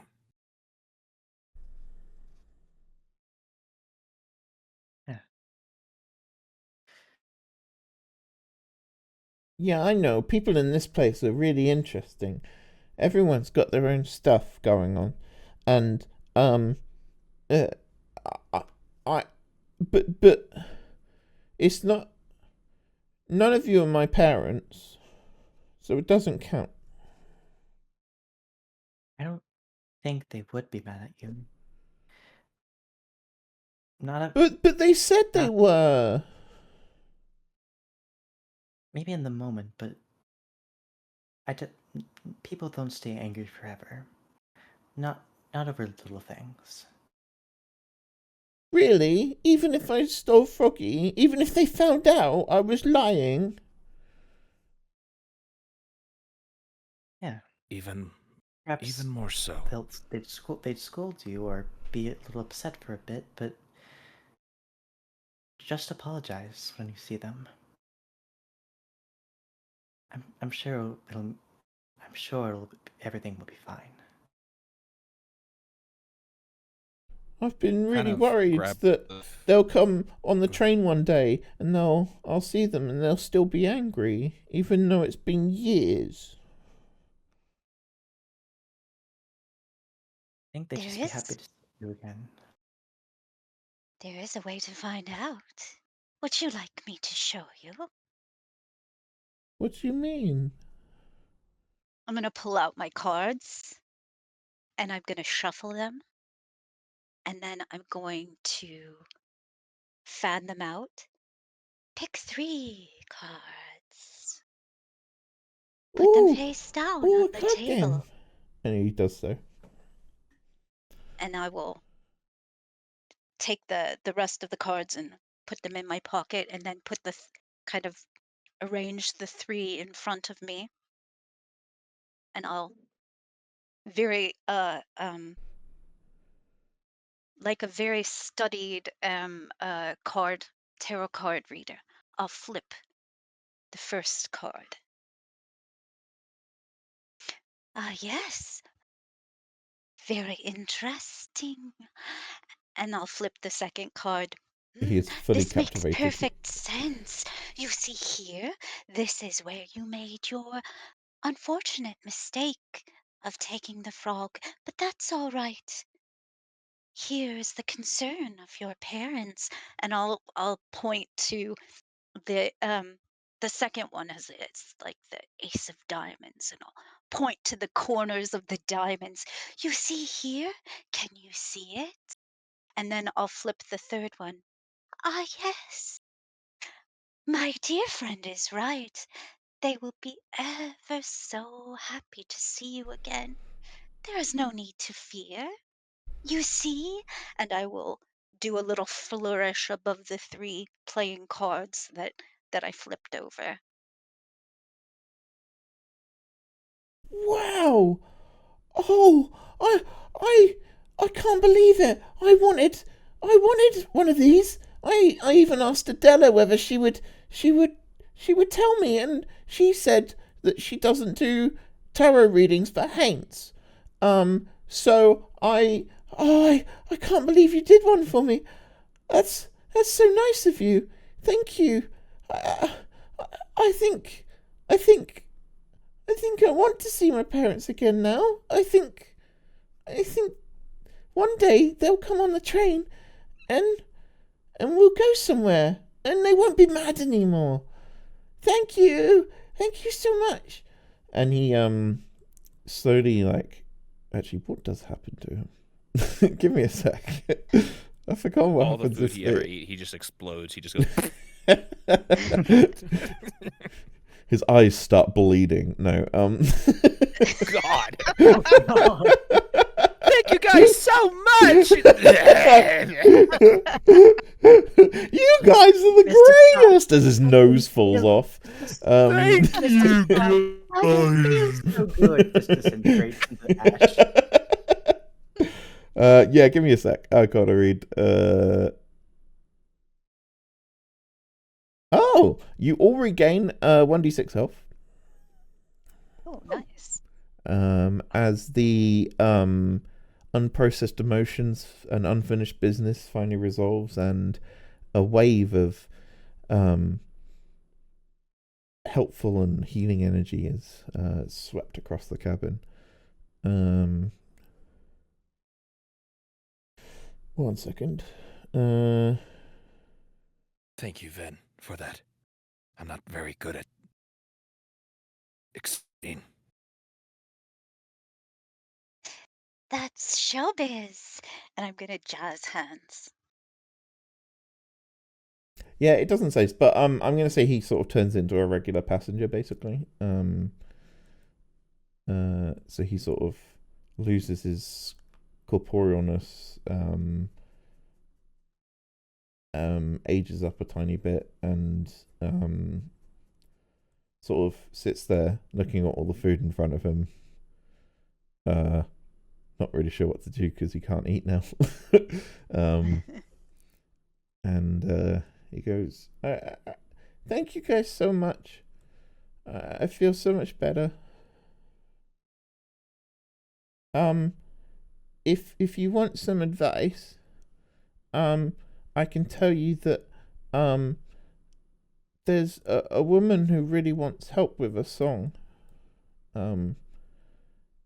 And in the passenger car there is a music player, and I think she would really like having a music player to help her finish her song."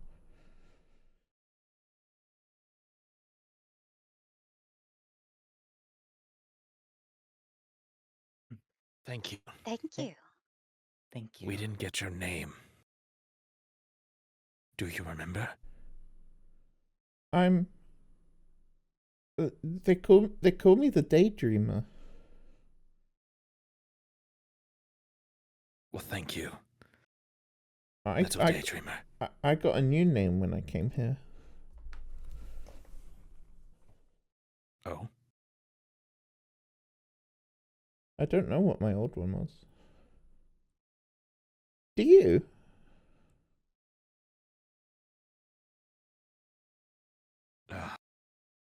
do I? Do you? That's up to you. I'm gonna start like having like a like trying to remember how to breathe, like, and then like back away from the door and like bump into the next the behind thing and just kind of like And I'll just kind of walk into the next room and I'll just be like, "What is my name? What is my name? My one. What is it?" And I'll kind of just start pacing around in this adjoining room over here.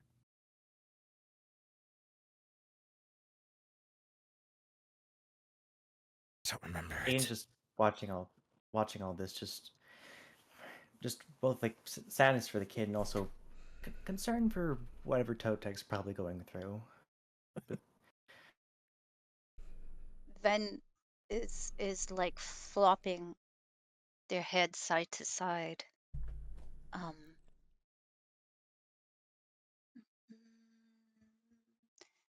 Ven, Ven. It's not complete. It's not the same. And I will also kind of stand up from the table, flopping my head a bit from side to side. The My bells full name was jingle. Venn Diagram. Why did I think that exact same thing too?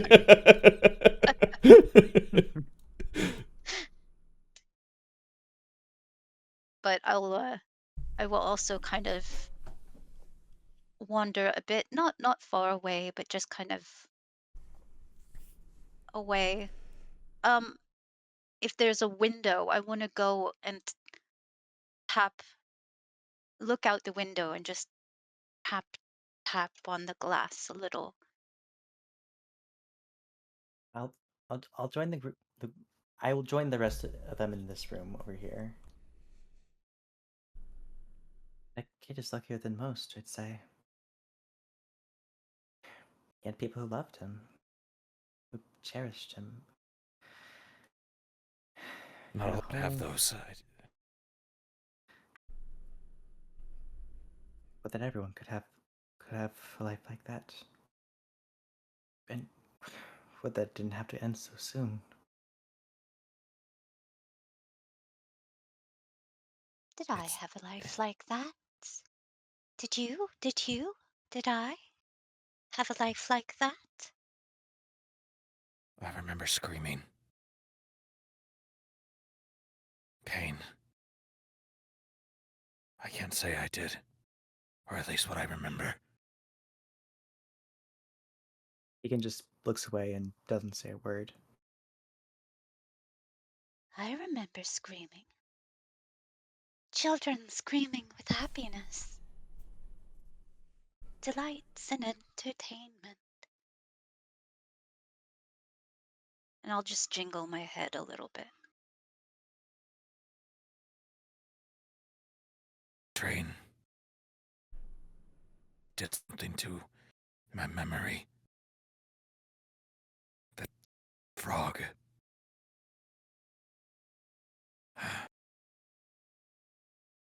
Seems full of good intentions. I don't know what happened. I can't remember. I look over at Hagen. Do you? I think I do. But maybe it's because I'm still not fully dead myself. But He kind of like cracks his head. He's like, "What? What do you mean?" I'm not really dead, but I'm not exactly alive either. I suppose that's why I was even allowed on this train in the first place.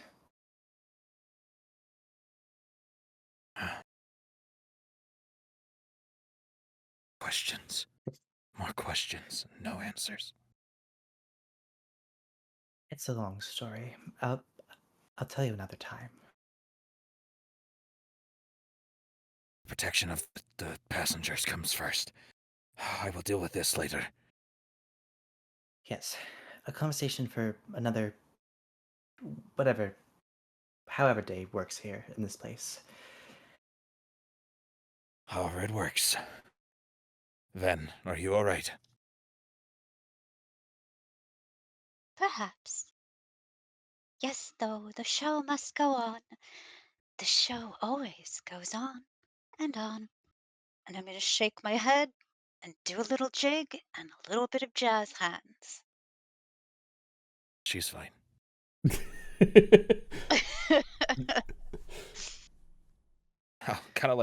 I'll lean down and I'll go, don't worry, we'll find someone to throw off the train. Joys and delights. And I'll clap my little cloth hands together. Well then, Well, shall we get going? yes. Let's. I'll start walking forward. As I fell you for the have, trope. if you have decided to go to a new cart, can someone else this time give me a d6 to see where you end up? 5. Okie dokie. We'll do a little magical scene transition. Can you move your token to the left? As I try and find the next card. Which is... Cartoon anime. The little harp sound effects just... This one.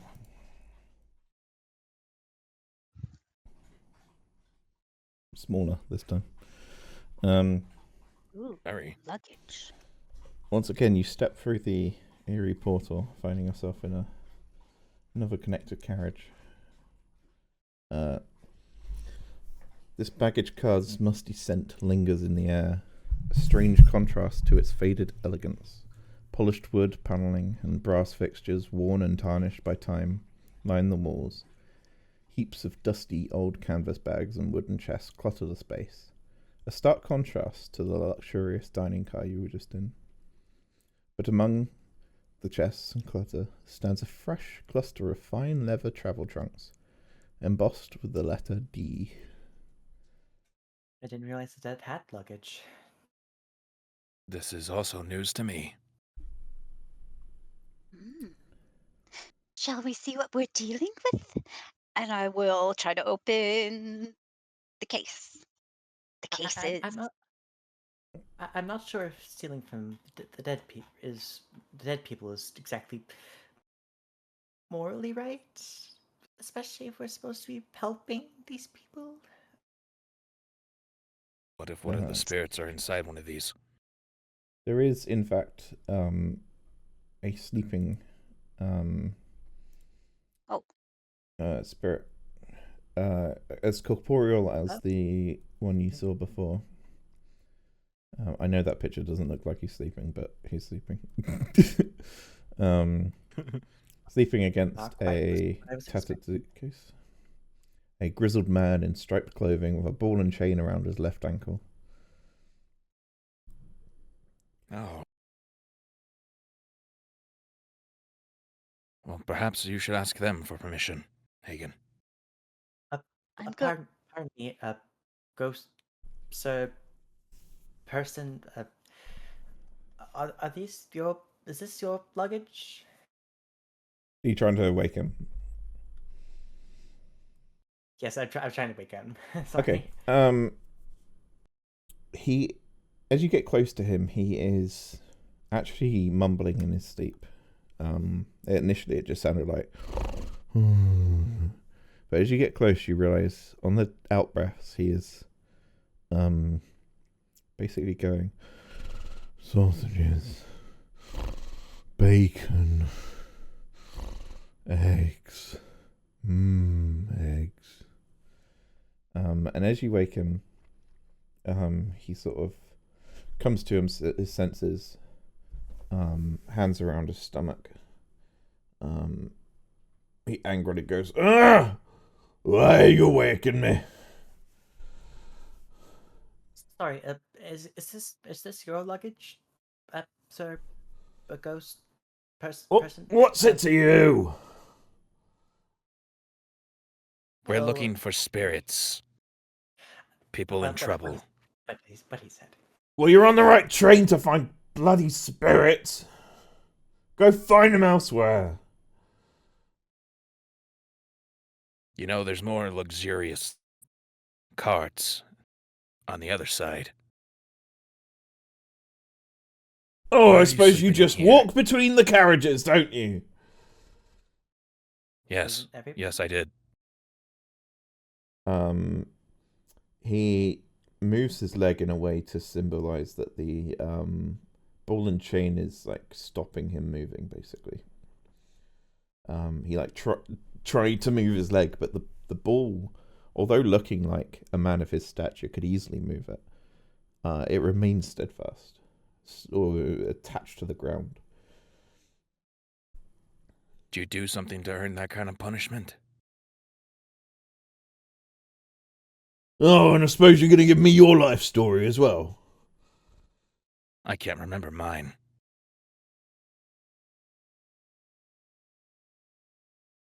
Great. I'll Well, kind of like walk up closer to him and I'll be like, But since we've already helped one, what's another?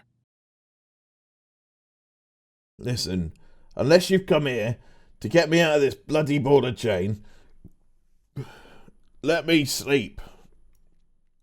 Who says I won't? Your friend there making a ruckus. I'll look back at Hagen. I don't recall him saying we didn't help you or wouldn't help you. I just nod.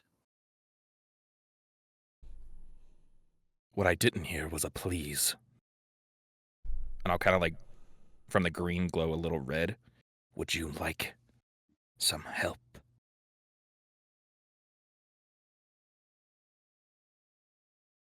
Would you like a black eye?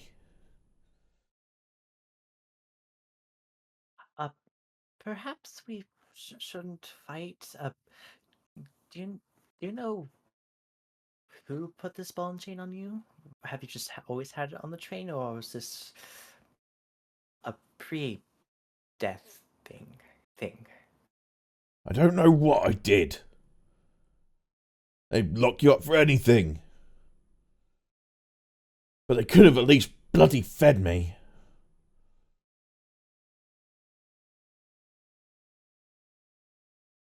Were you I'll in examine somewhere the that you ball. weren't? Oh, go ahead. Sorry. Oh, I'll examine the ball and chain. Is there anything out of the ordinary with it? Roll an investigation. Could I offer guidance with that? Yeah. All right. I'm in to do a little cartwheel and tap Hagen on the arm and cast guidance. So you get to add a 1d4 to your roll. That's an 18 as is, and adding that d4, it is 19. So you can pick up the ball quite easily. In fact, it weighs less than you would expect. It's still attached to him, but that's the weirdest part about this ball is like he didn't seem to be able to use it, but you can quite easily. It looks like we've solved your issue. Well, you're gonna carry me round? Are you unable to carry it? What does it look like? I mean, it's rather light considering what it's supposed to be. Not how much it weighs. It's how much it stops It's you. what?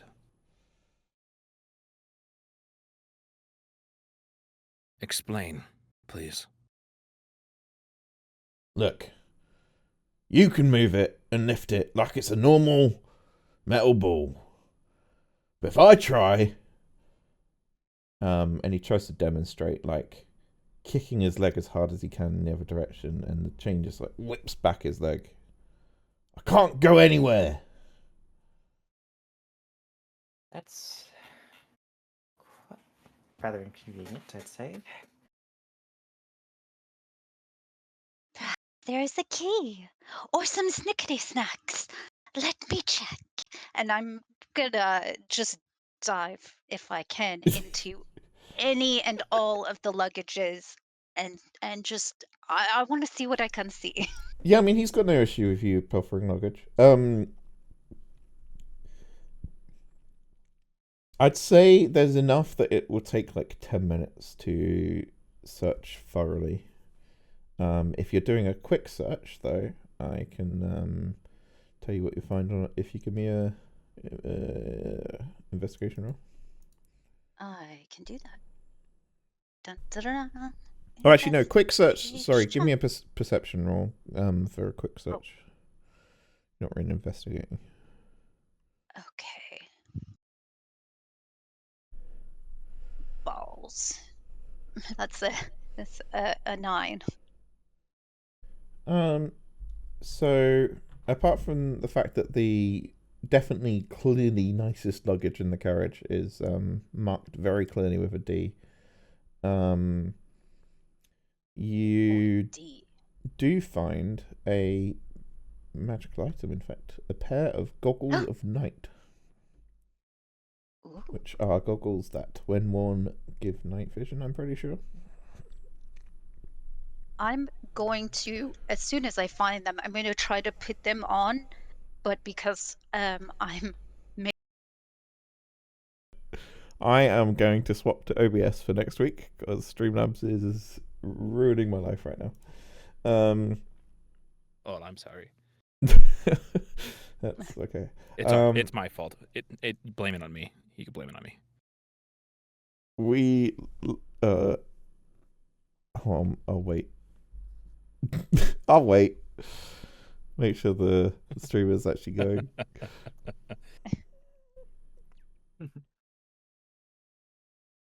I think it is. We've had a minute. Yeah, we have a minute of runtime. I think we're okay.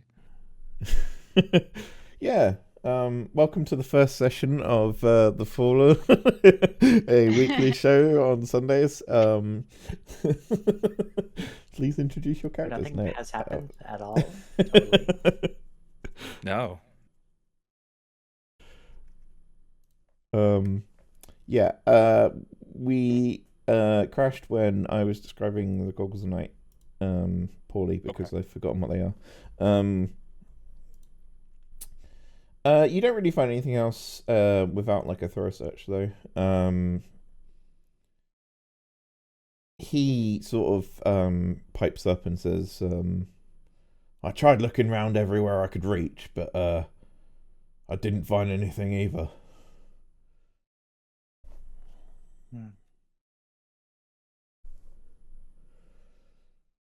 Well, our friend is looking for whatever it is that might be able to alleviate you of this situation. How about telling us how you got yourself on here? Start with a little context. Well, I don't know. I don't even know my name. They call me the jailbird. I just remember locked up, darkness. They didn't even give me a bloody window, and then they must have forgotten about me or something because they forgot to feed me. And the days went on, and that was it. I was here.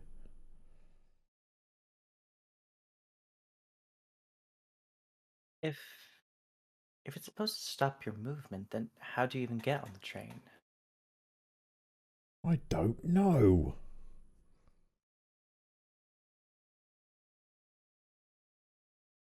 Did you just wake up here one day? Didn't we all? I was given a ticket and came upon this train voluntarily. Ooh, fancy you with a ticket. I don't recall how I got it, when, but somehow I made a choice between my death and coming aboard this. I don't know if I had a choice. I was delirious. I'll It's a look very around. long Is there any word for windows in someone this like me. car? No. There is one skylight.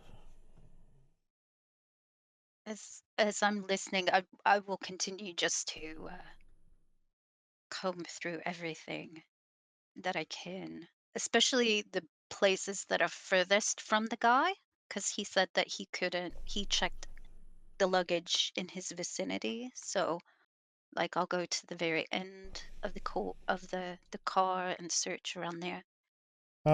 Mostly what you find is traveling clothes. You find 25 silver pieces. That's gonna Nothing. go into my little pocket.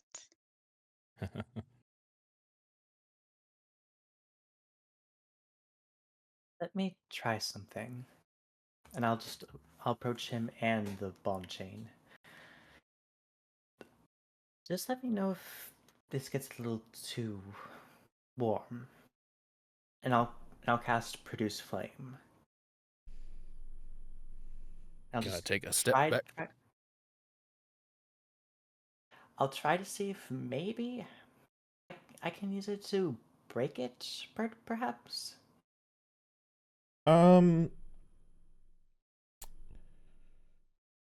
He would interject and say, I don't think that's going to work. Even I can't feel the warmth. I don't think the ghostly ball and chain's going to give a shit. Pardon my Francais.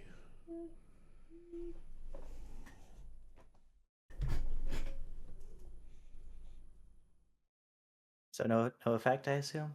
No. Can I look it's connected to his ankle? Is there I can't remember. You may have already said this. Is there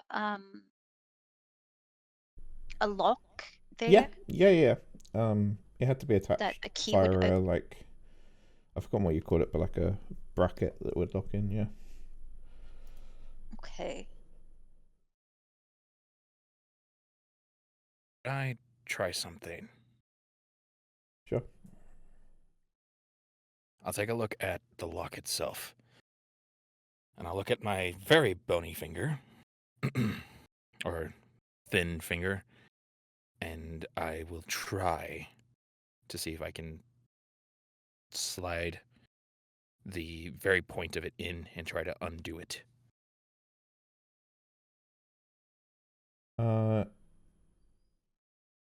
Yeah, give me a it's not proficient. I take it you're not proficient in thieves' tools.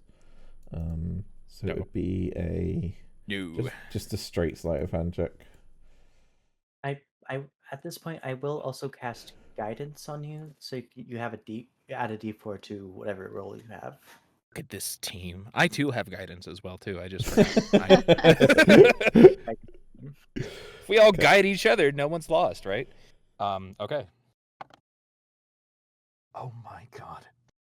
Hold on. You said a D4 as well? Yes. Has a 21. Ooh. You managed to pick open this bracket, and the chain drops to the ground. As I do so, I'm just gonna hold it, look at it, and just go click, and then go, "You're welcome." He's like, "Oh my god, you did it!" He stands up, and he's kind of elated for a moment. He tries to take a few steps, and then his leg can't move because there's a bracket around it attached to a ball and chain. And the one that you're holding is no longer in your hand. Oh, bloody hell. Merde. Well, that really Well, soured the mood. That's certainly a damper on things. How about this? Until we can find something for you, we just came from a cart filled with food. If we leave your, I'll point at the ball, if we leave your, tether there, would that satisfy? Till we find something? Did you say you just came from a cart filled with food? I did. Oh, Oh, that would be heaven sent. I'll you take like this that? moment and just gently pick up the ball and the ball on the ball and chain. I've been craving. Can you make like steak and eggs? I From can't what the see why kid they said wouldn't. in there, yeah. From the kid that was in there originally, he ate his fill. Oh, and to think it's just one carriage away. Oh, the irony.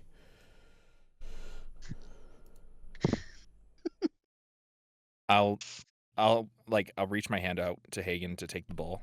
I'll go escort our friend. Try to curl some of the bad blood. And if you don't mind staying here with Ven looking for something we can use. I will. I'll I will try my best. I'll be right What back. if you He's a what lot if you less. end up in a different carriage and we can't find you? Then I will stay close to the door. I'll hold you to it. If you He's hear a screaming, come running. he's a lot less antagonistic with the idea of getting food. As you hold his ball and chain, he's like licking his lips and rubbing his belly, like, oh, steak and eggs. Oh, come to Papa. All right. Jailbird, was it? Yeah. Totek. And I'll just walk back to the other direction. Sure. You pass through the portal, and we'll come back to that later. The other Okay. two of you, spend 10 minutes rifling through. Can you Yes, both give I me a? especially want to pay attention to the D luggage. Of course, we all like to pay special attention to the D. Yes, Damn we it. um, Die there. imagine if that whole thing was just a setup for that joke. No. Imagine. Sure. Yeah, I'll take the time to help Ben search. Yeah, okay. I'm not going to make you roll for it. I think you've got plenty of time and nothing's stopping you. So, in total, so including the silver you found before and the goggles you found before, you have 75 silver pieces, one pair of goggles of night. In the suitcase labeled D, you find a set of silver rings. Ooh. What would you call it? Why haven't I written it down? A jewel maker's kit? Like Okay. yeah. And a Jeweler's half, kit? yeah, and a half cut ruby. We'll say for simplicity, altogether that's worth 20 gold. Just the rings and the ruby and the kit. Okay. And then you find many a traveling clothes. Some very fancy traveling clothes in the D. Are there any interesting like silk or satin ribbons? No.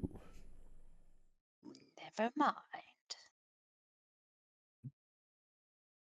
A lot of this Did I stuff find anything? is very, very old, dusty, damaged, rotten, moth-eaten. It really is like hard to even find anything of worth. But most of what you find that's good is among the D luggage. Does anything seem like it could maybe even vaguely be related to the jailbird? I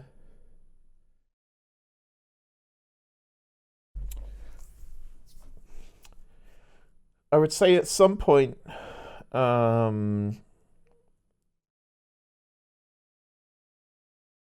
second.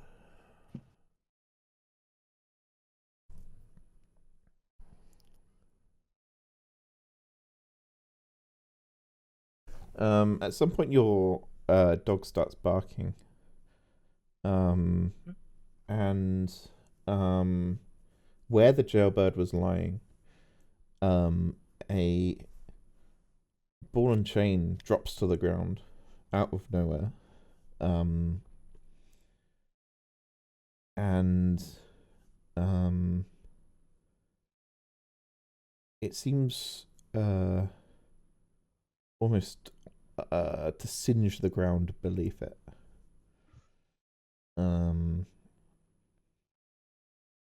That happens because in the other card, pretty much as soon as the jailbird gets his hand on food and figures out he can summon steak and eggs, he is now very content and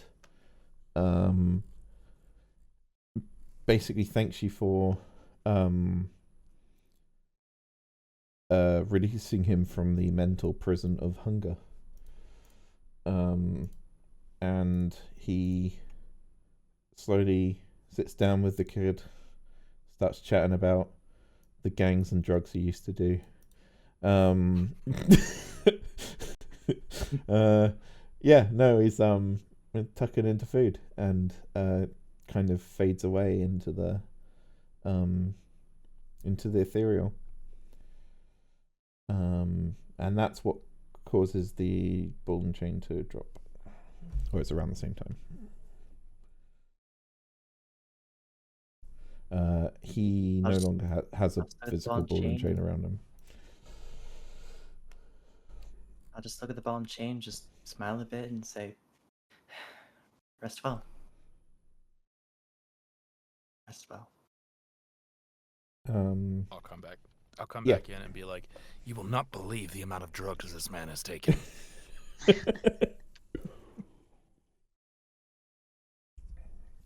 Wonderful. Good thing that kid is dead, otherwise he'd be a very bad role model. Do you folks share what you found with Totek? Oh, yes. Yes. Friends make secrets, and secrets make friends. But I will share. I will share. I will show everything to everyone.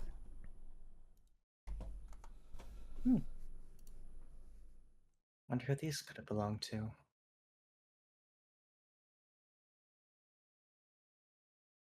Well, maybe we can find them to their rightful owner.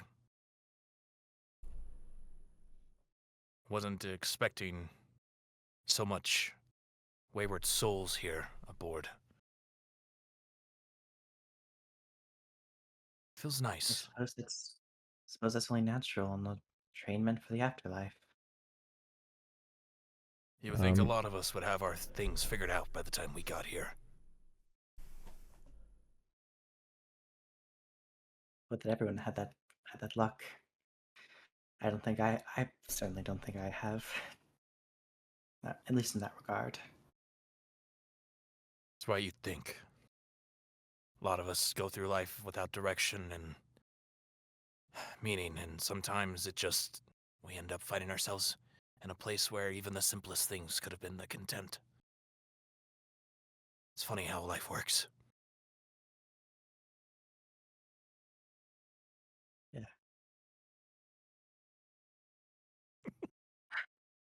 Anyway. We had a redemption of a twist of fate. So, I'm going to choose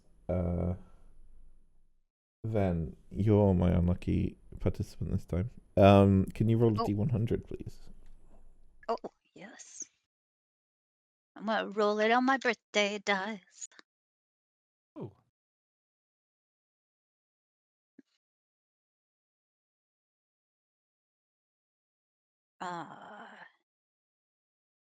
Oh, wow.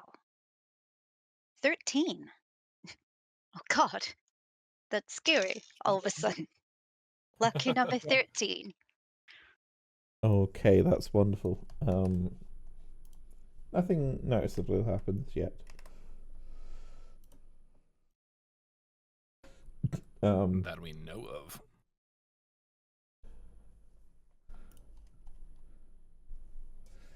Okay, that will come up soon though. Right.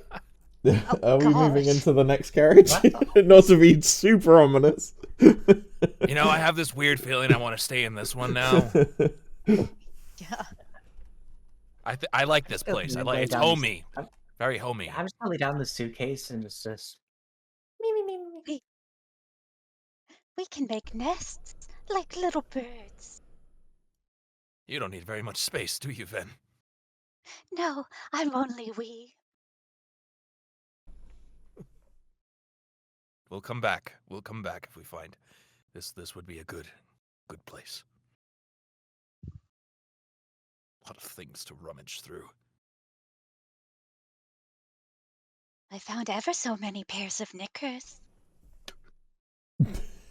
True. Sorry, what? Did you organize them? No, I put most of them on my head. They don't make very good hats. That one does. I'll put some like lacy bloomers on my head and pull the like long jingle bell bobble tethers out either leg Oh, so that that looks it looks wonderful. Amazing. I feel so alive. You Do look you bonita. feel- I was about to say. Do you feel? Do you feel? What's the word? Bonita. That is the word, yes. Who's going through the door first? I Who wants to guess roll the I'll- d6? Oh I no, can go. it's Hagen's. Hagen, you go. I can You can do it. get to the end. Oh. I'm right behind you. I'm staying here. No, I will follow.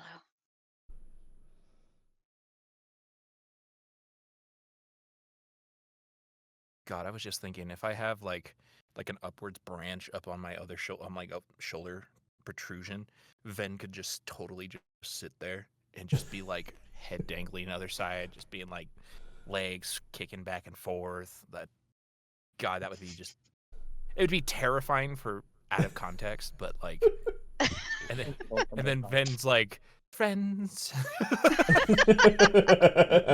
And then the scarecrow's like, yes, friends.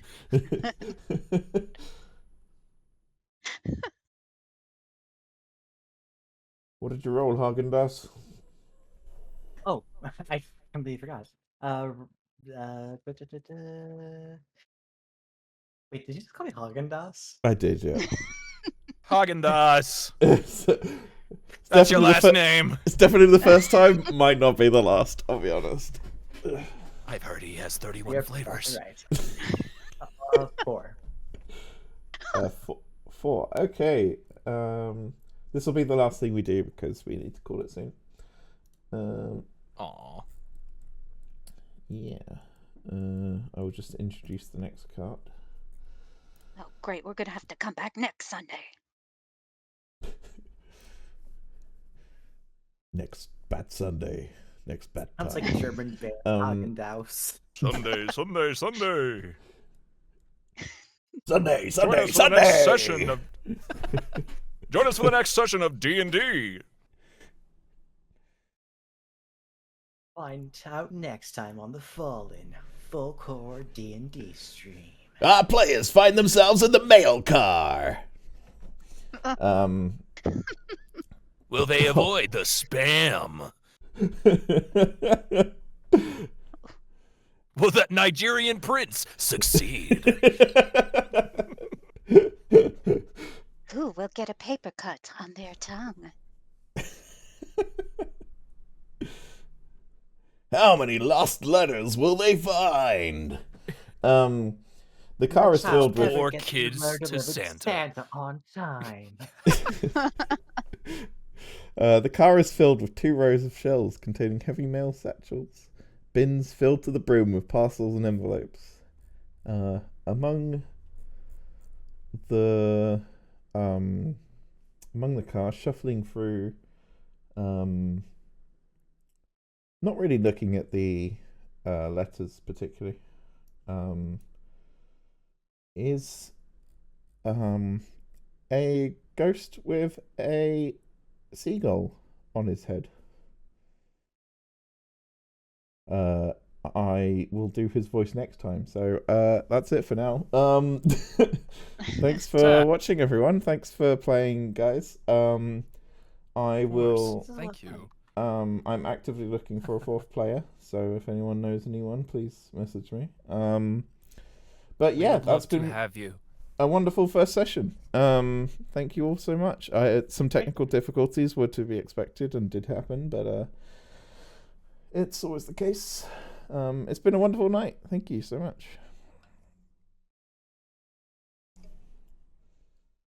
Outro music. Now here's the outro. There we go. You're supposed to hit it. Now here's the outro.